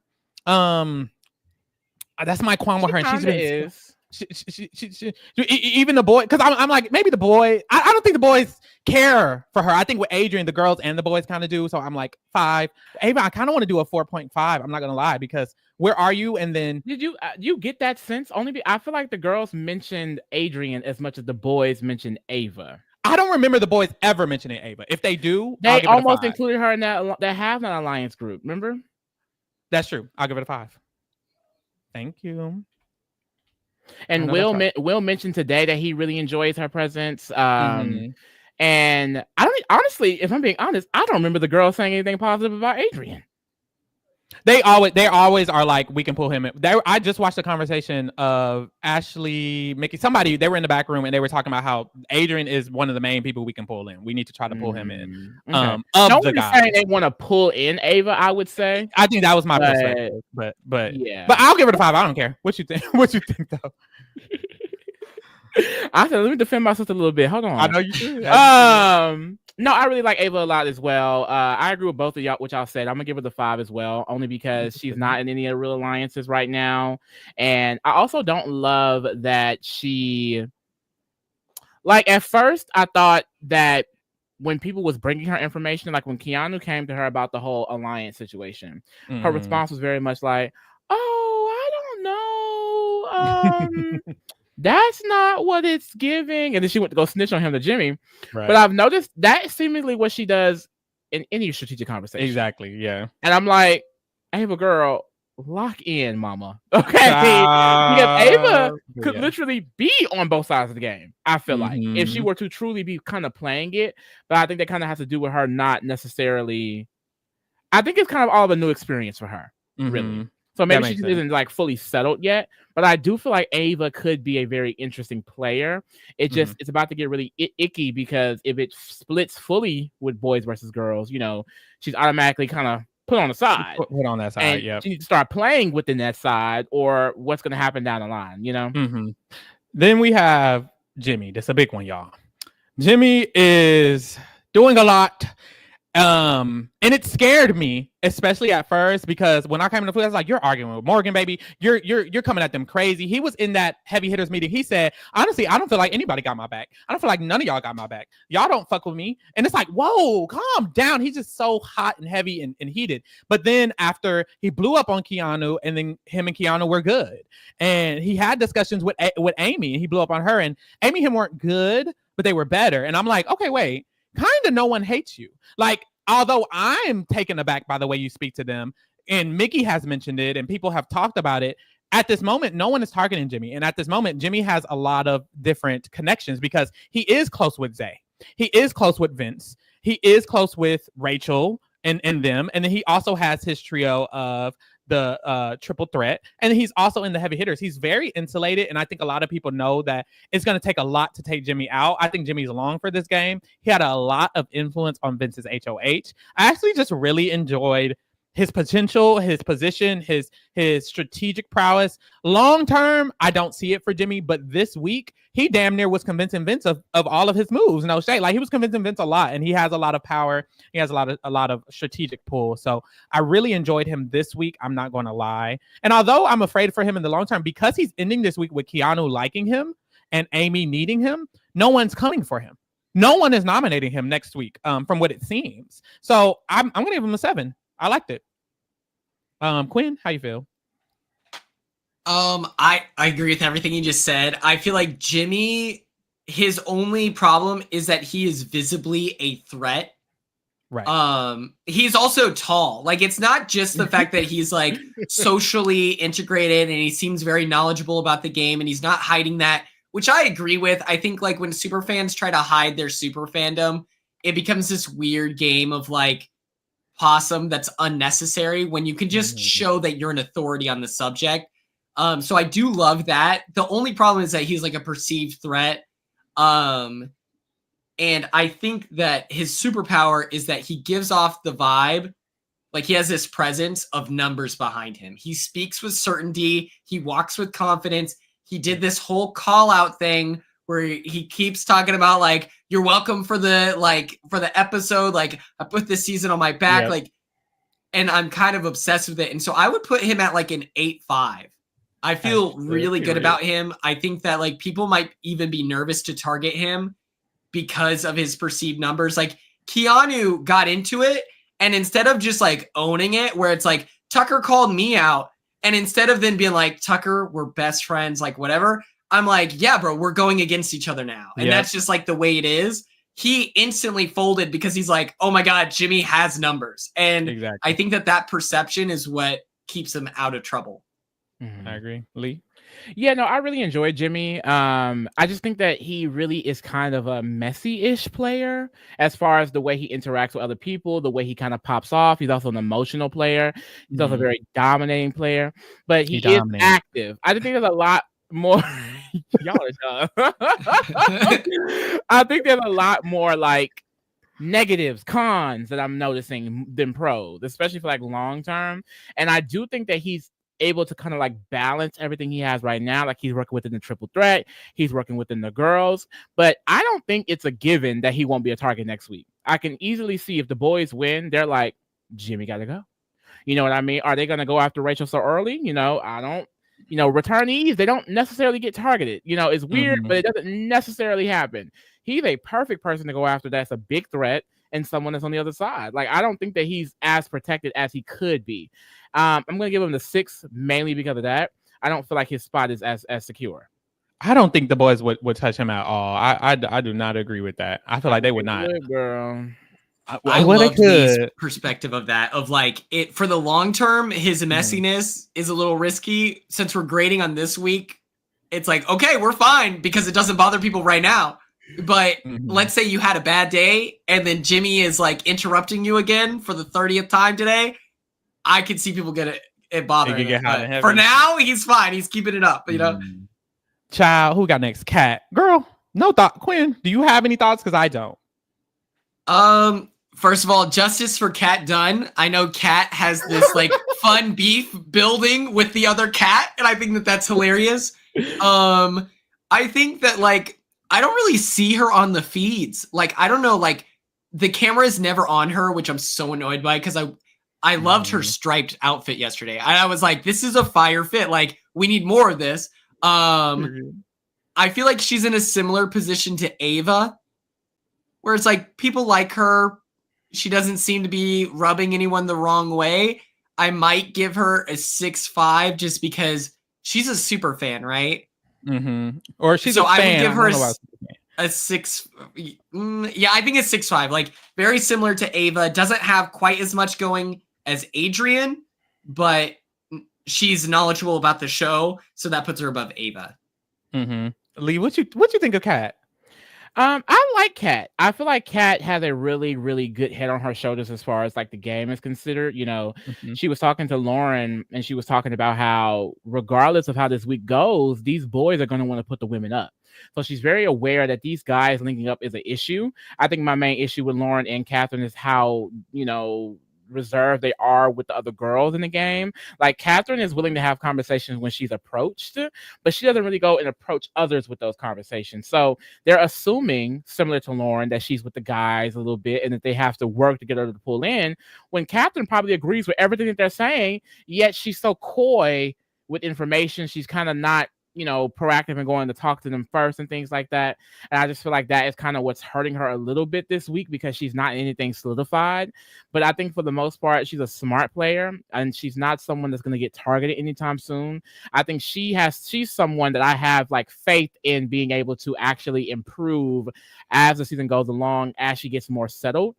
But I'm gonna go with the 5 for now, only because she's not in anything solidified. You know, she's still like, it's considered like, I feel like someone on the outside, and I don't like that because it's easy to be collateral. It's easy to get nominated. So yeah.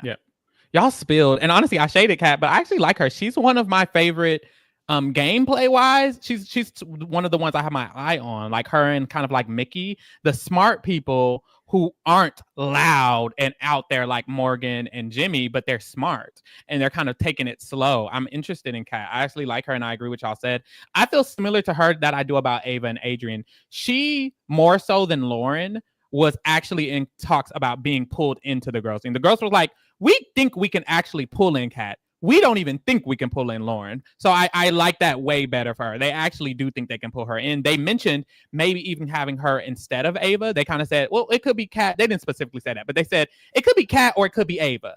And I think I think that's interesting as well. Like, she actually does have a lot of potential to lock in with the girls if she talks more.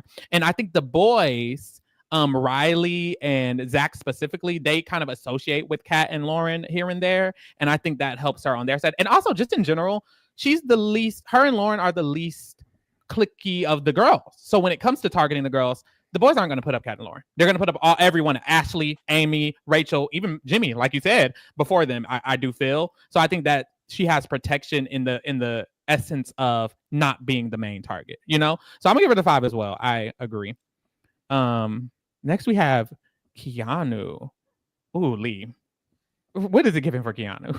Girl, Keanu is such a crash out. It's bad. It's bad. I mean, he literally almost got himself backdoored or nominated this week as a replacement nominee because of him waking Vince up in the fucking morning. It was like fucking 7 a.m. over in goddamn California when he woke him up talking game. And then he proceeds to go and talk to everybody named Mama about a 10-person alliance.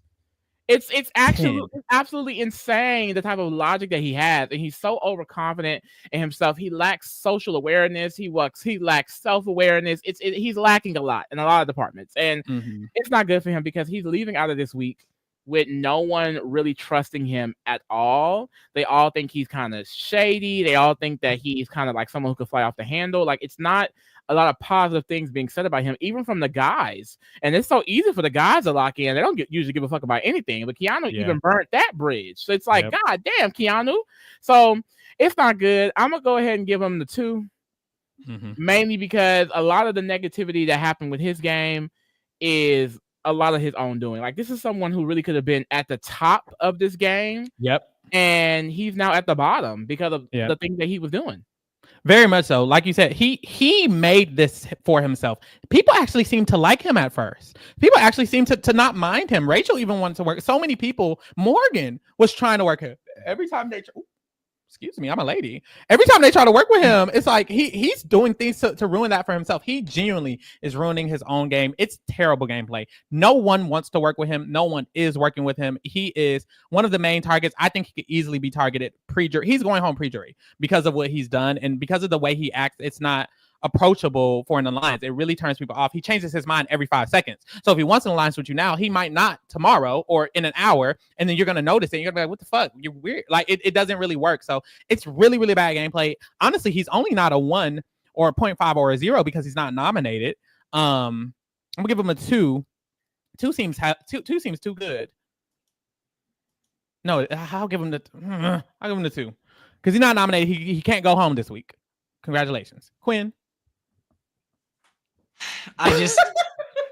I can't fathom like where we're going. Like, why did he head in this direction? I feel like he's an attractive guy. He's got big muscles. I feel like the world is his, you know, he's got a cool look. People like being around attractive people. All he had to do was just like let others lead and then he can contribute. But instead he had to have it his way. He literally had Rachel save him from being put on the block, and then he instantly like bites the hand that's feeding him. It's just like it's so hard to root for him right now, and he seems like a nice guy, but I think that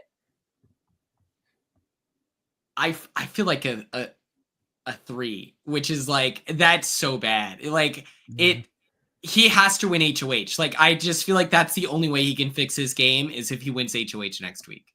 Very much so.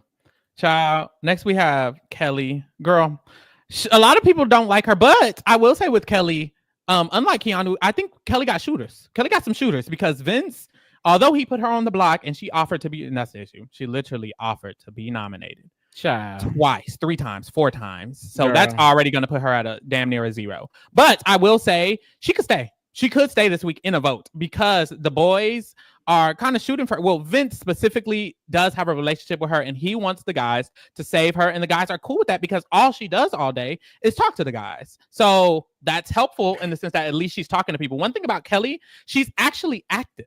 Even though it's a lot of people don't like her, she has haters. The reason she might stay is because she is an active player. At the end of the day, being an active player, she could stay against Amy because of it. And you know, I don't want it, but it shows that she's doing things and it's causing her to have people want to save her. So she could also easily go home, and she offered to nominate herself. So that alone, I'm honestly going to have to keep it at the 0. Why did you offer to nominate yourself? 3 times. You could easily go home. And honestly, because Amy will be winning the blockbuster, she is going home. So I'm giving her the 0. And I'm leaving it at that. Quinn, how did you feel? How do you feel? It's crazy to me. I feel like she's sitting at a 2 for me, just because you can't recreate what Tucker did. The second she uttered his name and she started talking about she's here to make a name for herself, she's talking about her fans, and I'm like, girl, I'm your fan. And I'm on my knees begging you to stop. Like, I don't think that she's long for this game. Like, the reason why I have Amy higher is if Amy makes it into next week, she's fine. Good. Yeah. Kelley will re-volunteer for the block, especially if she wins this AI arena. She will feel emboldened. She'll feel invincible. And she's just going to be like, yeah, put me up again. Like, I'm here to cook, like, whatever. That is so scary as a Kelley fan. So I have her at a 2. She's stressing me out. As one of her stands, I think our fan base for her is called the Enablers. Like, it's so hard being a Kelley stand, and so I have her at a 2 because I just don't see how this works out for her. Like, Tucker wasn't gonna win Big Brother 26. Spoiler alert.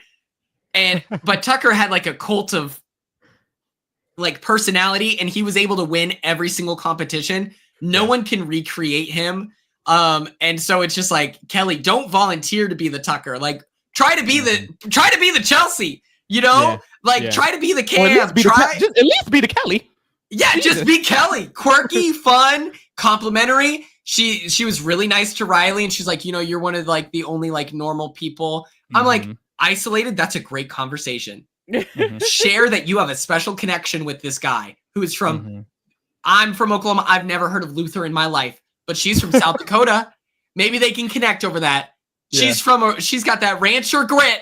Connect, be like, I wrestle bulls too. Like, lie, do something. So yeah, she's a 2 for me. Kelley, I love you. The enablers will support you through anything, but maybe not this, Period.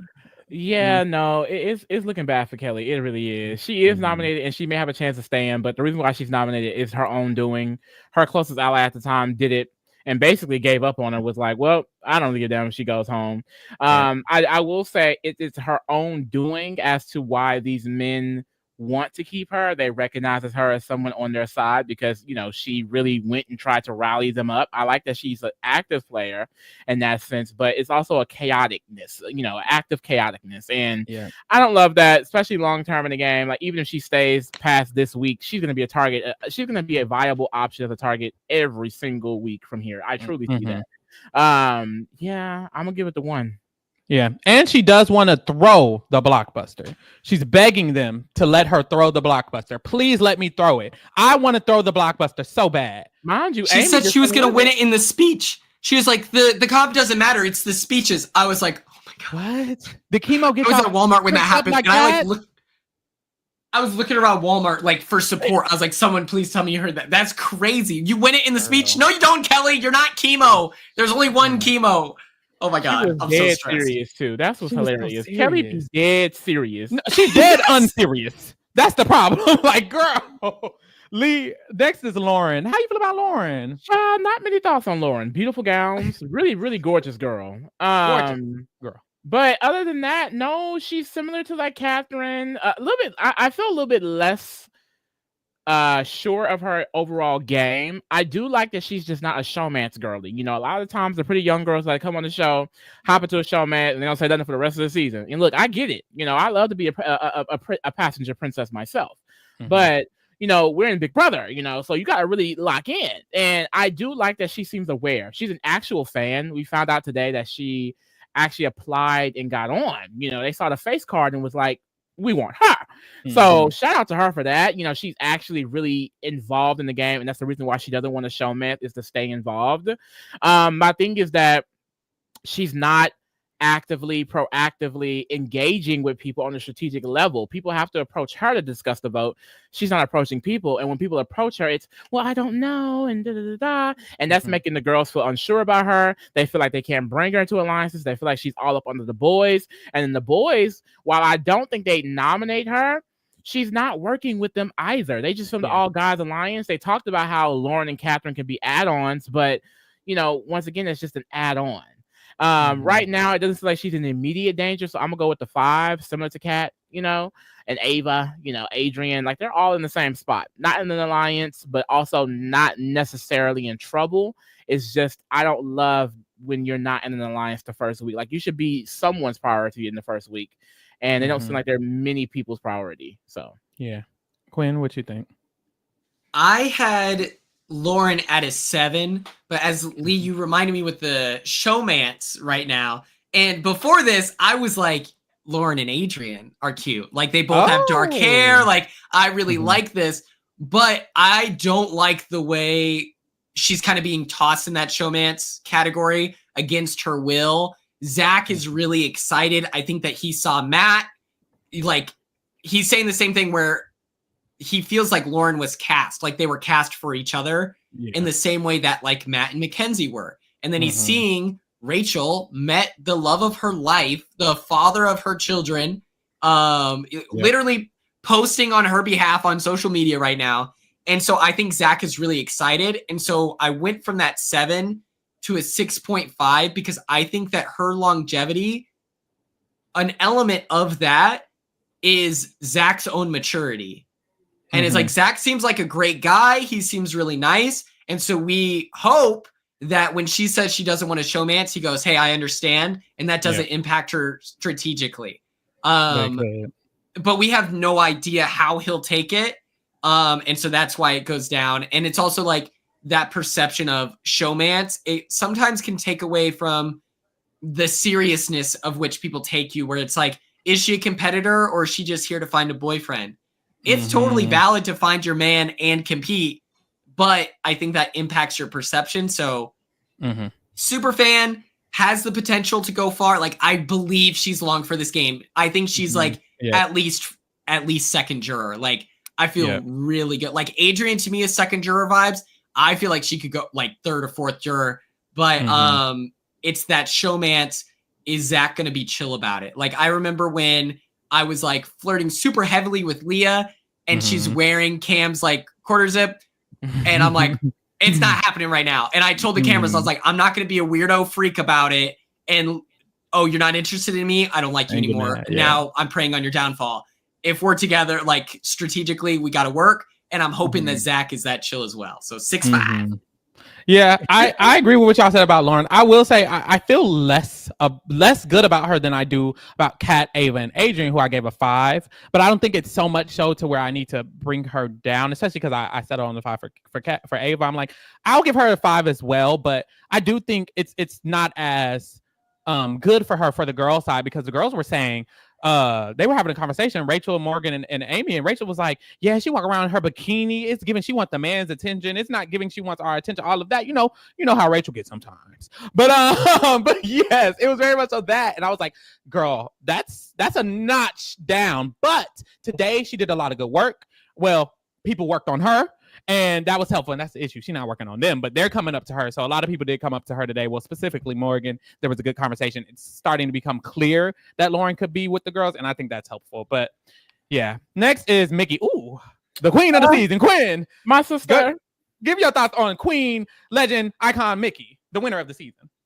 I love her. I think she has that ability, much like Chelsea, where you can you don't have to suck up to people. You can just be yourself, and people are excited to be around that. Like, she's not kissing anyone's asses. Like, she's making fun of Jimmy.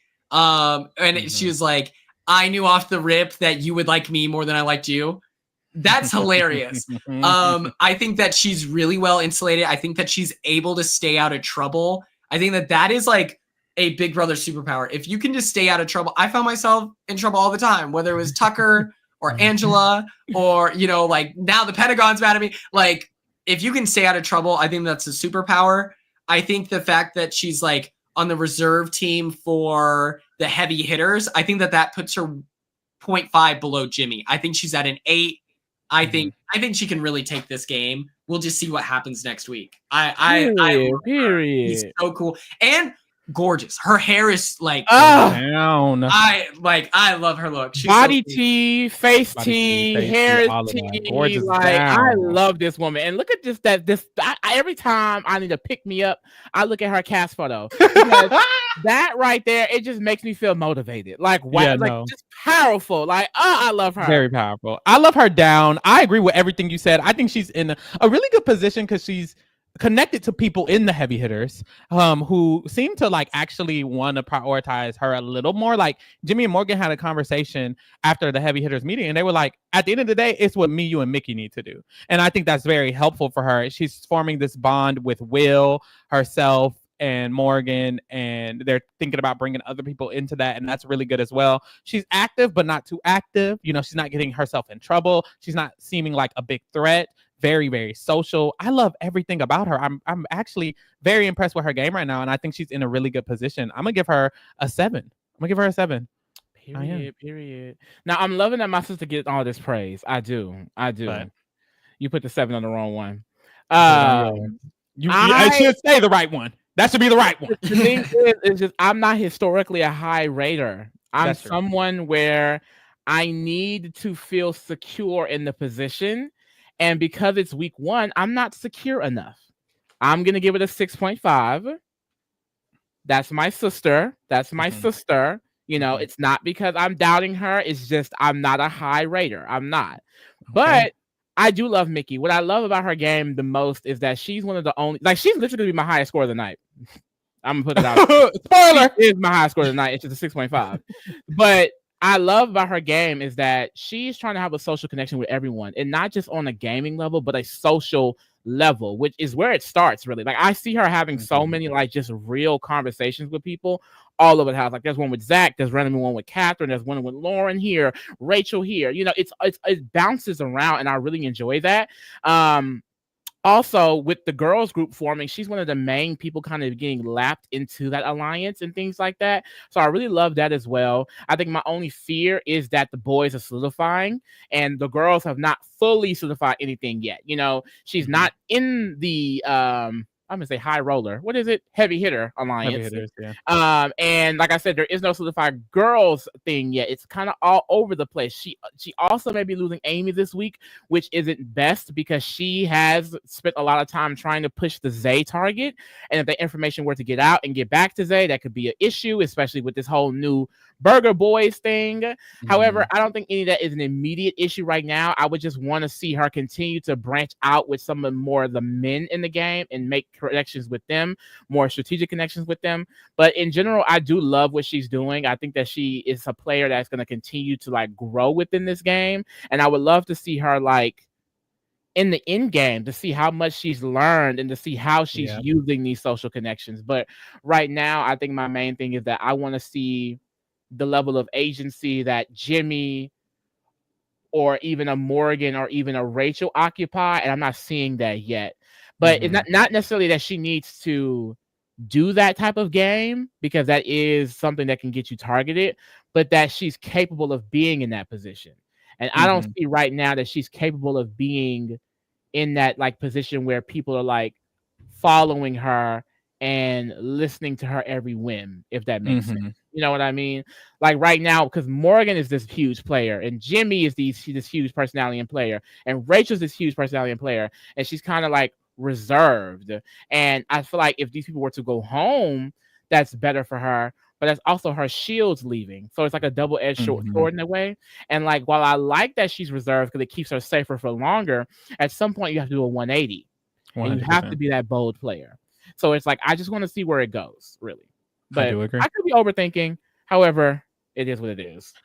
Update on the feeds. Kelley is crying alone in the HOH room because she feels like she fucked up trying to be Tucker and she shouldn't have tried to be Tucker. She says, I think I fucked up. I thought I could do something cool, something different, play a little harder, play a little crazier. And she's crying. She regretted, y'all. But that regret doesn't change zeros on the board. Sorry, Queen. She's watching this video right now, and that's why she's upset. She heard what we said. Oh my God, not the energy. We put out that energy. We said zero. She said, she could hear it. She follows me on Instagram and in life. She was like, I've hurt Quinn. Quinn feels what my gameplay. She's like, oh God, not Quinn. It's okay, Kelley. You can win. Get out of this. Get out of this. Next we talking to her now. Next we have Morgan on the board.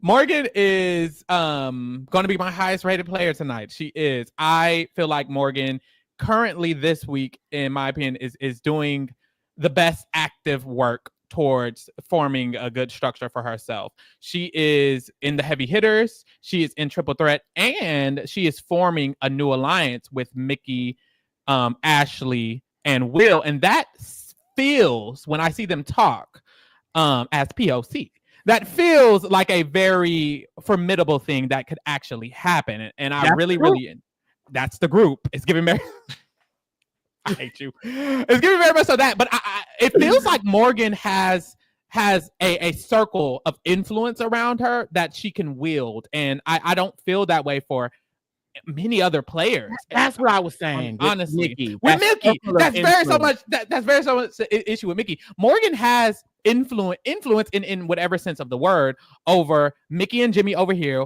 Will and Ashley over here, and then also the heavy hitters. She is one of the closest people to Rachel, which is also very helpful for her. Rachel really, really trusts her. When Rachel was having that conversation about the girls, it was Rachel, Amy, and Morgan. You know, very much so. I think she just has her pulse on a lot of moments in the game. And she also does this thing. And Taron Armstrong mentioned this on RHAP. Shout out to them.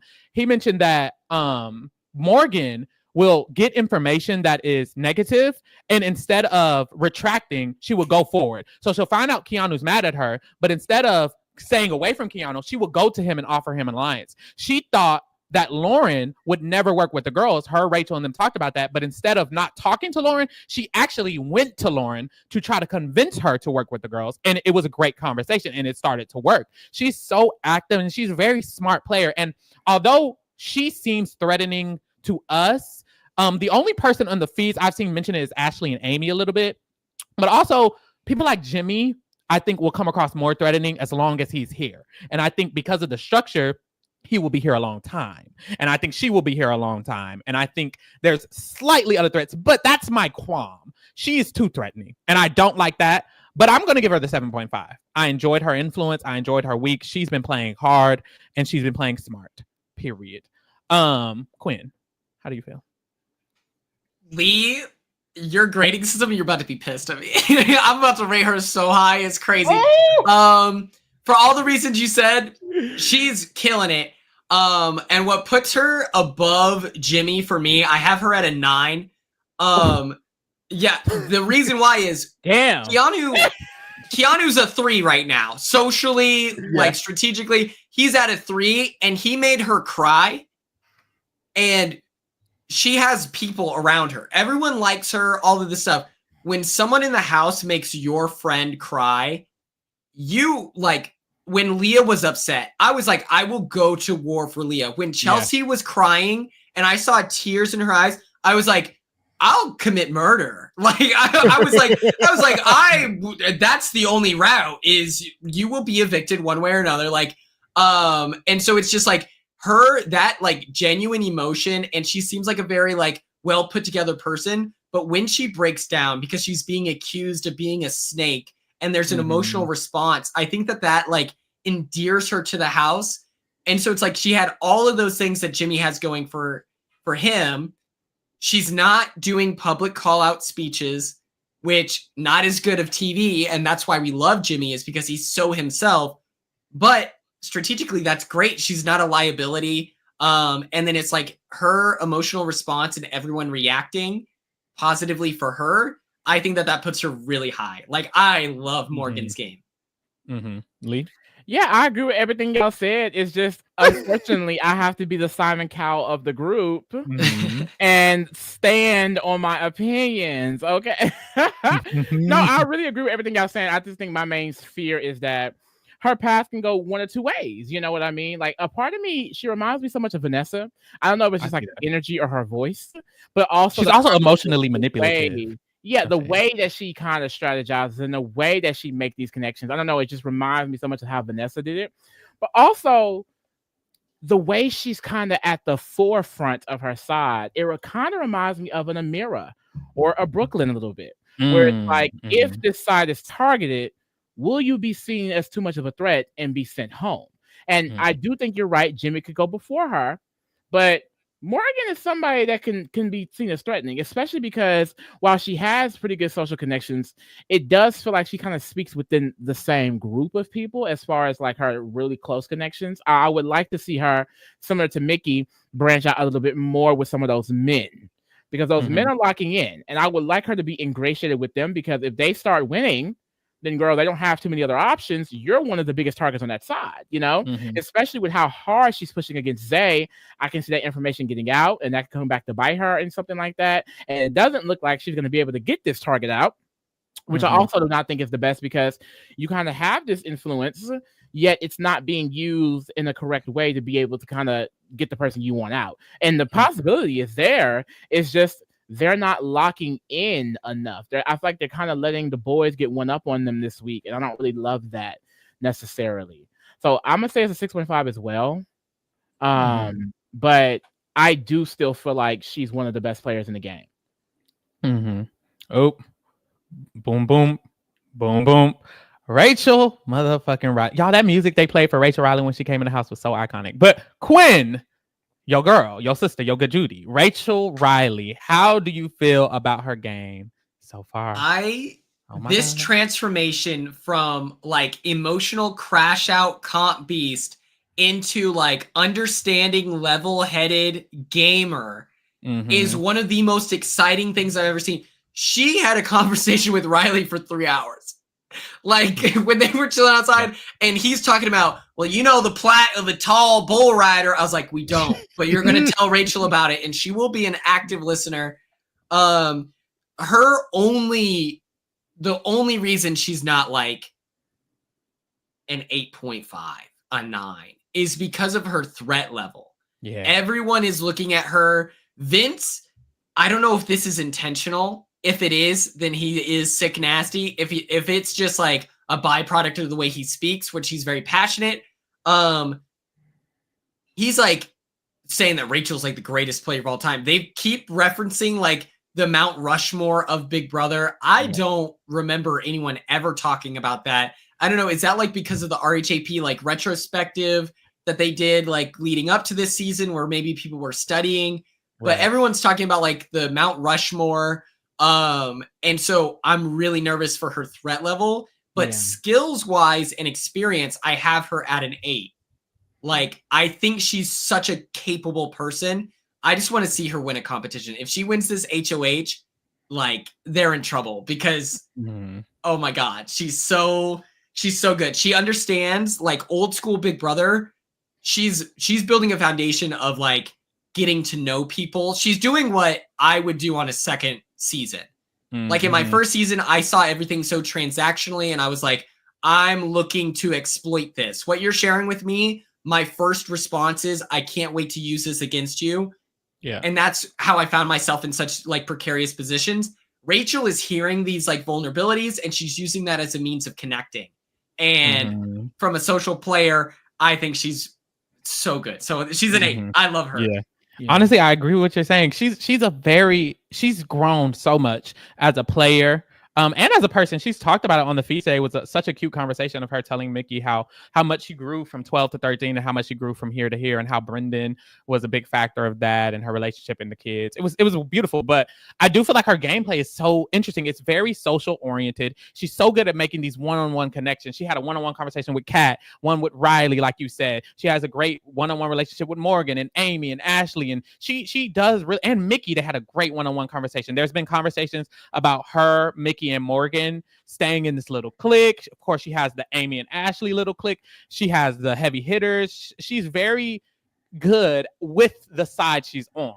The boys are after her bad, though, and that is the fear. They're trying to knock her down a peg. They're trying to get her out. Some of them I don't think will even be scared to nominate her, and I don't like that at all. If a boy wins HOA, she could be nominated next week, and that's my fear. I do feel like she's done very good, especially with her girls and that side of the house. But this Amy blunder that could fuck her up, that will be a very big hit to her, and that's a huge risk. She could literally be targeted very soon.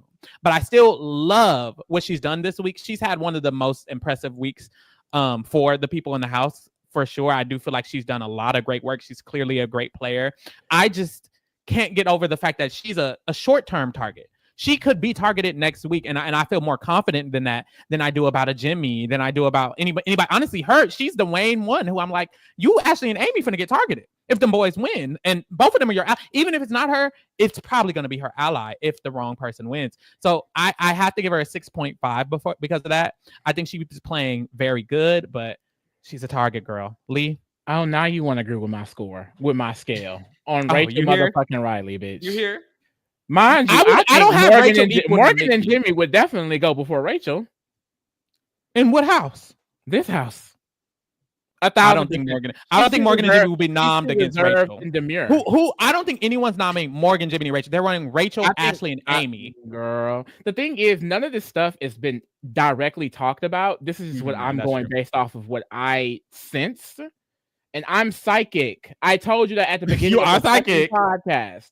Stop. You see, you're one of the main people who don't listen to me. Who gonna nominate Morgan? Got to find a 3 with Vincent. Morgan, Zach, they stay talking to her. Morgan and Jimmy and Rachel are seen as the heads of this side. That's kind of been slightly discussed. That has not been. I have never seen that been said. Keanu mentioned that for sure.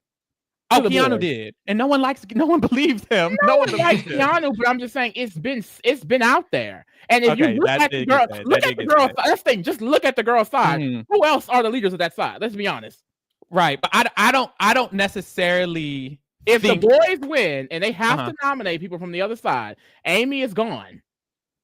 I think they're gonna nominate Rachel, Ashley, and somebody else, Morgan or Jimmy.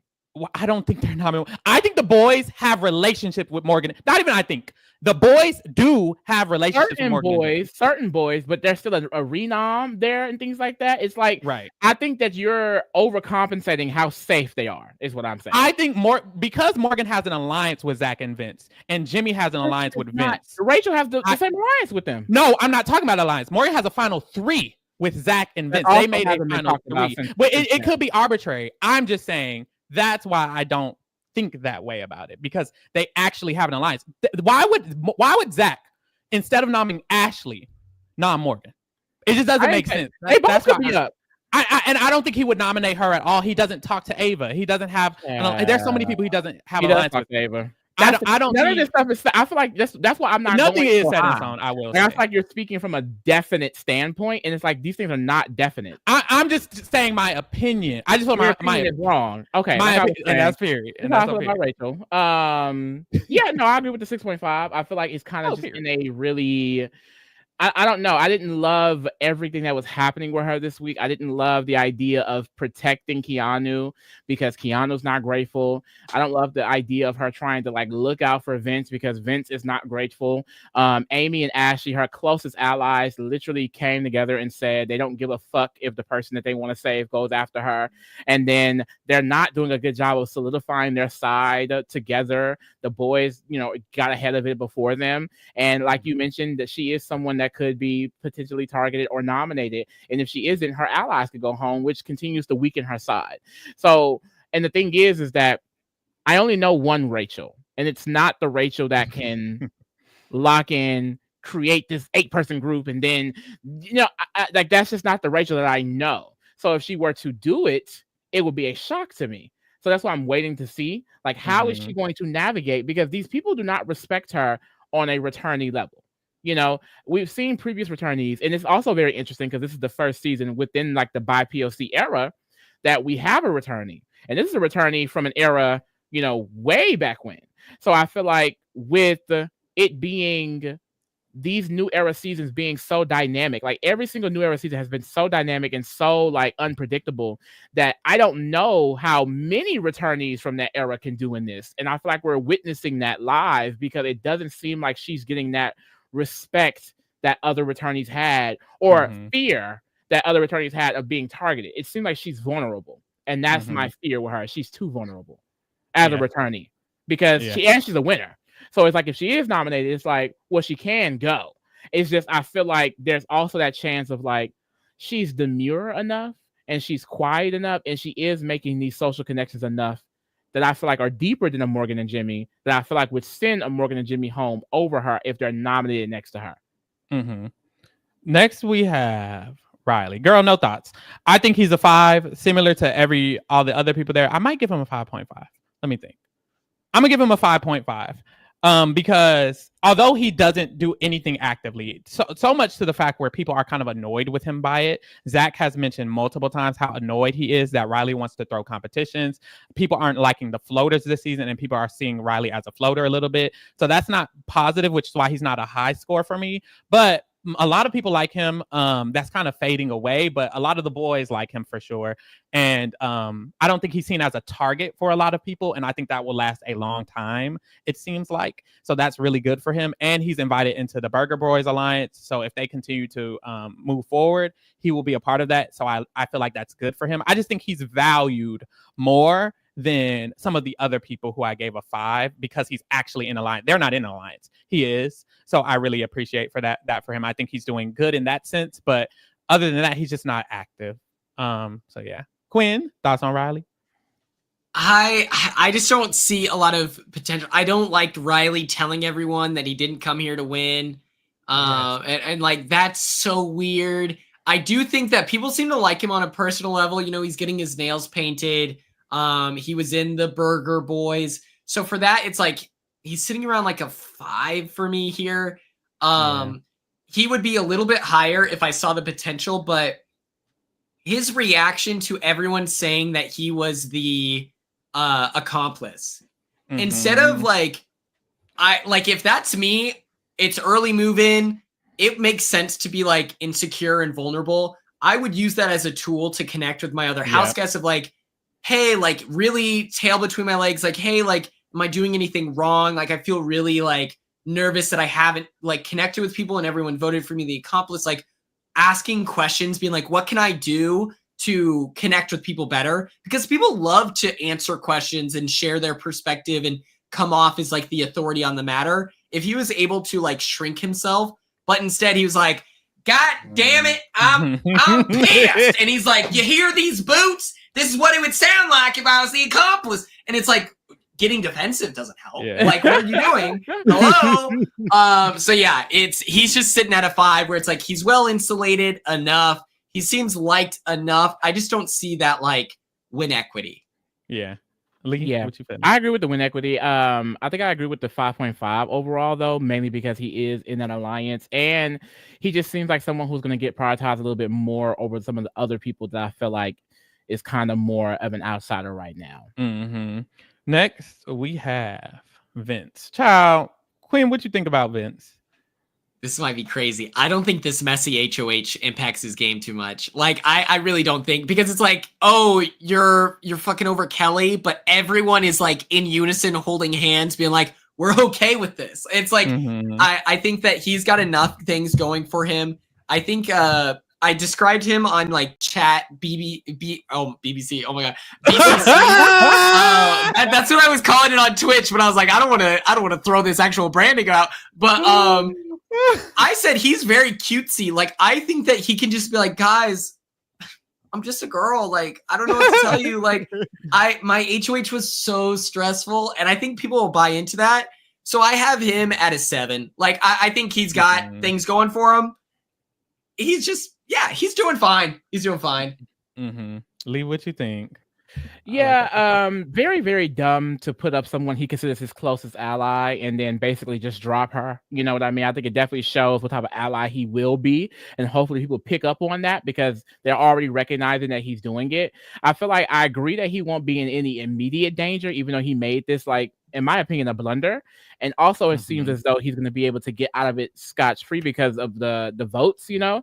I don't know. Now, if it ties and he has to make a decision, that's going to be interesting. I do think that fucks him up with one side of the house, but I don't think it's given tie. It could, but I don't think it's given tie. We're going to see first week tie would be nasty. Okay. It will be nasty. And that would fuck him up. And I think that overall, because he put up Kelley and because it seems like he's begging for guidance, like a lot of times it seems like, tell me what to do. I don't know what to do. Tell me what to do. I don't love that. He seems like a player that probably would be better not in power. Yep. I would love to see him out of power. But honestly, if I'm being, I would have gave him a 6, but because of the Kelley thing, I want to take him down a notch. I do want to take him down a notch. I'm gonna give him the 5.5. Because I just feel like, girl, why would you put up someone you consider your closest ally? You're proving to people that you really don't, you're not a man of your word necessarily. And he has his hands in multiple different pots, but I don't view him as a player that's going to be able to continue to, you know, balance them necessarily. I agree with me. You're like straight up. I agree with that. Is it too late to make him a 6.5? I don't know what the rules are, but at least yeah, 6.5, please. 6.5. But that's, I love your perspective on that, Lee, of like, yeah, if it's a split vote, oh my God, he probably wants to die right now. He probably hates his life. I agree.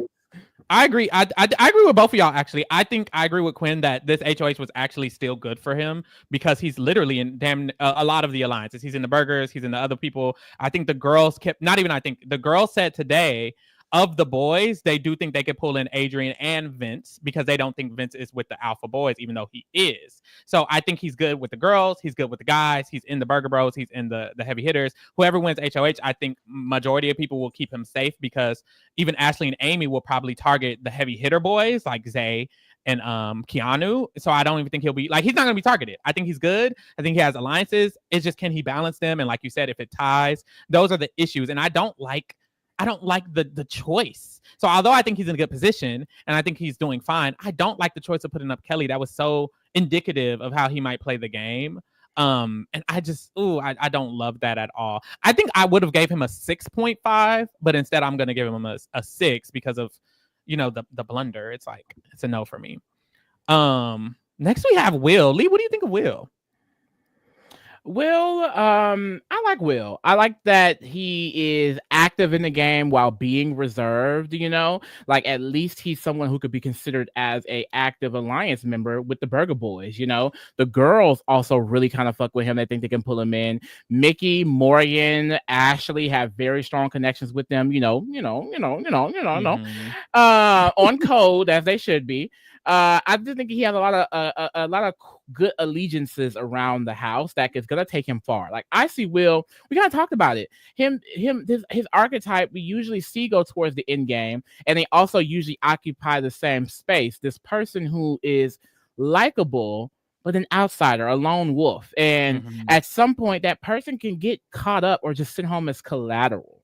I don't know if that's what Will is going to give. Will seems to have a good head on his shoulders. He seems like someone that's going to be able to pivot well. And I also feel like enough people like him that if that continues, girl, it could take him all the way to a win, considering what this end game is going to be like. So I don't know. I'm kind of really high on Will. I wish that he was a little bit more proactive, I would want to say. Like he kind of falls in that space of like, you're not necessarily the initiator of these conversations, but I like that he's always getting involved, and he's fully getting involved as like a solidified member or a solidified go-to person I can talk game with. A lot of people talk very openly with him about game, even if they're not in a solidified thing with him. So I like that. Wow. Honestly, I did not think about Will going into this, but I'm gonna give it a 6.5. Yeah, honestly, you're spilling. I agree with everything you said. Am I going to give him the 6.5 as well? I don't believe so. I think I'm going to give him the 6. I feel really good about Will. He's in the Burger Bros. He's being invited into the alliance with Morgan and Mickey. He's also being invited into a lot of alliances. Zach was trying to propose an alliance, and he was a part of it. He is in the Burger Bros. He was getting proposed with alliances with some of the girls. The girls think they can pull him in. He's good on both ends. The reason he's not higher for me is because he isn't active. He literally is just getting invited. Honestly, in every situation, which I love, but him not being active, I don't feel comfortable putting him any higher than a 6. But I love where he's at, and I think he's in for the long haul. Long term, he got it. I think this is my winner pick, y'all. Like he's the safest person in the house. Yeah, I honestly feel like he is probably the safest person in the house. Genuinely, love it down. Quinn, how you feeling? Will, the second he said season 3 was one of his favorite seasons, I was like, okay, taste. I think that he's in a better position than Adrian, and because he's actually in like the Burger Boys alliance. They're just not trying to protect him. I think he is so good with the women. I love that he keeps like complimenting them and saying like, you're handling this really well. You're so strong. And I think that his experience as a podcaster about women's sports shows like that certain level of respect towards women where I just love him. I think a 7.5 really fits well. He seems knowledgeable. He seems safe. And if you're mad at Will and you're causing drama with Will, like get out of here, dude. There, you have other fish to fry. I just think that he's playing well. I love him. Yeah. He really is. I think I'm gonna give him the 6.5. Like he's eating this up, y'all. This is my winner pick. I was so excited to draft him because I loved him he matches his preseason. For me, because I will say a lot of people, they came in this house. Who the fuck are you, Keanu? No shade, but Will, he really matches the energy. Next we have Zach. Zach, to me, you said what? An interesting one. He is an interesting one. For me, he reminded me of a little bit of Morgan, like the boys' side version of Morgan, because he does have final threes with some of the girls. He is involved with a lot of the talk of new sub alliances. He went up to a group of people, the have not room, basically, Ava and Will and himself, and he was like, we could form a group, and Adrian, and they had a whole conversation about forming a group. I think those people will continue to value Zach because he's one who's going to go out of his way to talk to those type of people, even if he doesn't have necessarily a relationship. He builds one and he continues to grow one. He's in the Burger Bros, he's in the heavy hitters. I think a lot of people trust him and like him. I think some sentiment has gone around about these boys needing to go. And if some of these girls feel this, I wouldn't be surprised if a girl feels like, well, the biggest heavy hitter bros are Zay and Keanu and maybe Zach, because people see Zay and Zach as best friends. But that's a rare that's maybe one person in the entire house. And I feel like that doesn't really knock him down for me. I love his position. I love how active he is. I love how he's played this week. He's so safe for the most part, and he's very active, and I really like that. I'm going to give him the same score I gave Morgan. I'm going to give him the 7.5. Really like it. Quinn, how you feeling? I really want to put him closer to Morgan because of everything you just said. He does feel like a really solid mirror. The difference is this like showmance, like it's making that too. Morgan feels some type of way where she's like almost flirting with him to like distract him away from Lauren. I don't like this perception that he would be in a showmance. Oh, off the rip, I'm team #hot Matt over hot Zach. I don't even think that's controversial. I think Zach's attractive, but Matt's better. I have him at an 8.5. I have him at an 8.5 because he had the soft skills to tell Vinny, where he was like, I have my own agenda, but I'm trying to put myself in your shoes as the HOH. Yeah. I was like, that is such a cash way of like connecting with someone where it's like, hey, like I'm invested in you. So like whatever you want to do, we're in it together. And I just think that's a great use of language.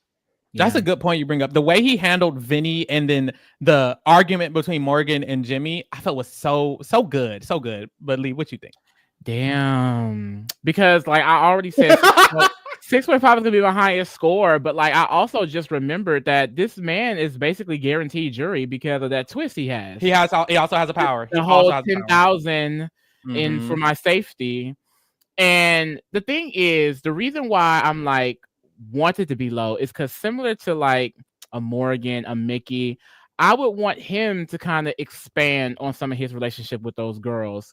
However, they don't really talk about going after him. Like no one mentions Zach negatively at all. Everyone really seems to like Zach. The boys seem to like Zach. Girl, it's given he gonna be here till jury. I fear I have to break my word and give him that 7. I do. Yeah, girl. I think he's one of the better positioned people in this season so far, mainly because he doesn't have that returning target as Rachel, and he isn't as emotionally influenced as a Jimmy or Morgan. He doesn't seem as dominating as a personality as them as well, and I think that's beneficial. But in his preseason, he mentioned he wants to be that. So I'm like, when is that going to come? Somebody in the chat said maybe when he wins the comp or something. Right. He may crash out if he wins HOH. But honestly, this was a great first week for him. Yeah. Yeah. Zay is last, and some may say least. Well, a lot should say least because he's been caught saying things on the feed, y'all. No shade. He got caught with them slurs. You better watch those. You better watch those R words. But Zay, Quinn, how you feeling about Zay game wise? You know, personally. I mean, game wise, like it's also the fact that he was like, that's one of the words I'm trying. Right. You're correct. Like that's crazy. What else are you saying, sir? I just don't love him here. He's comes off as like super desperate in his like pitching, which I think that like if I'm a player and someone is talking to me that way, that doesn't work for me. I'd be like, oh, you're telling me to my face that if I don't give you my word right now, like, or by the eviction, that then you're gonna like put me on the block. Like, fuck you. Like, don't talk to me that way. Like, I don't like being told what to do. And so it's just like, I know other reality TV people have like that ego and that big personality where I feel like they may agree with me on that. I don't know. He keeps the way he speaks about Amy is so weird. Isn't it weird? He's like, she like some of us came here to be players. I'm like, and some of us weren't. And I'm like, you're on the block week 1. Like you're not a player. Like right next to her, King. That's like, crazy. Please. You are the same. Like that's crazy to me. You also got like the second most votes for accomplice. So that's crazy that you're talking shit. So for me, he's like a 4. Like, I don't know. He has the potential to take off. I think that if he stays safe this week, he's here for the long haul. But I don't know. I don't know. Honestly, everything you said, I'm not gagging. I think he has a good chance of staying safe because he has the Burger Boys Alliance. So I like his position better than Amy's and better than Kelley's. But I do think he will be the first target for a lot of the girls. Even Jimmy was like, I think my predictor, I want it to be Zay, then Keanu, then da. I think he's going to be targeted by a lot of people. I'm not gagging. He's nominated. He could still go. I'm going to give him the 3. Lee, how you feeling? Yeah, I think the one positive is that he's one of the main reasons why the Burger Boys got formed. It was a lot of his doing of like going to these boys and wanting to solidify this group to protect himself. Of course, he had help, but at the same time, it's like I think that he was the main one who kind of like started this allegiance to form together. And that's really good on him because it's one of the allegiances that's probably going to keep him in the game. He also has good relationships with Jimmy. That's another reason why he's probably going to stay this week regardless. Ashley and Amy don't want to take him out. He's doing really good things as far as his social game. People really seem to genuinely like him. And I do not think he's going to be a target or a nominee past this week. Well, no. Other than Morgan, Mickey, and Rachel. Morgan, Mickey, and Rachel are going to be on his ass real bad. And that is a negative. But it seems like other than those 3, no one else really has an issue with Zay at all. I'm going to give him the 3 because he is nominated. And, you know, he could easily still go home depending on what happens with these next few days. But I do think he's doing good work as a player. Yeah, very true. Now, as a person, that's a different story. 0. Like we gave Kelley. Let me put them in order, child. Oh no. I need to go back because this you messed it up, child. I gotta include their faces. I know that's right. Boom. The highest is going to be at the left.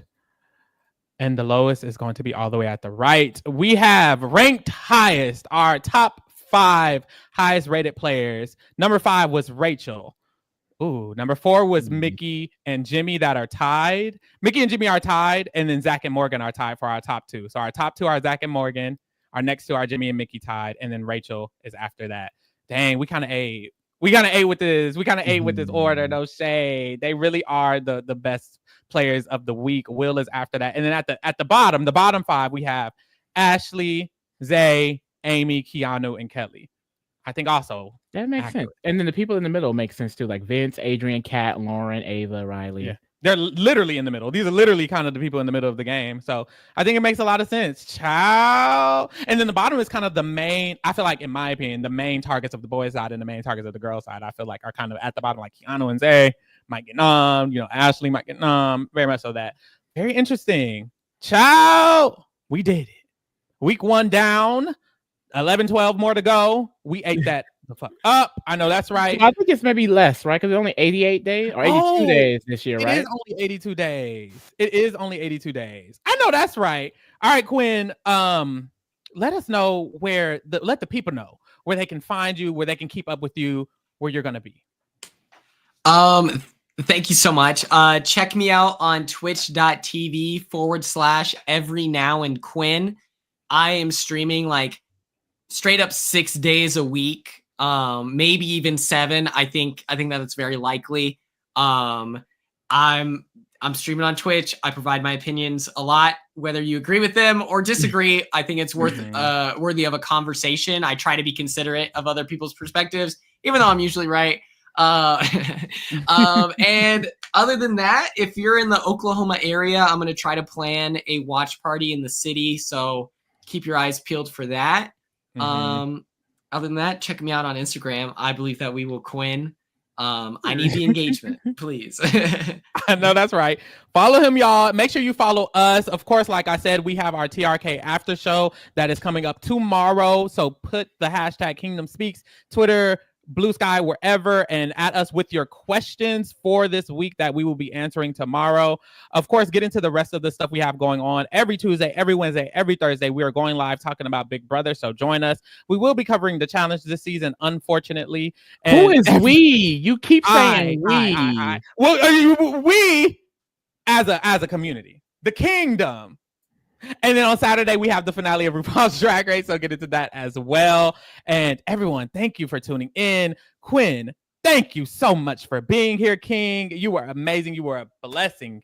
Oh my God. Y'all, we are out. We're out.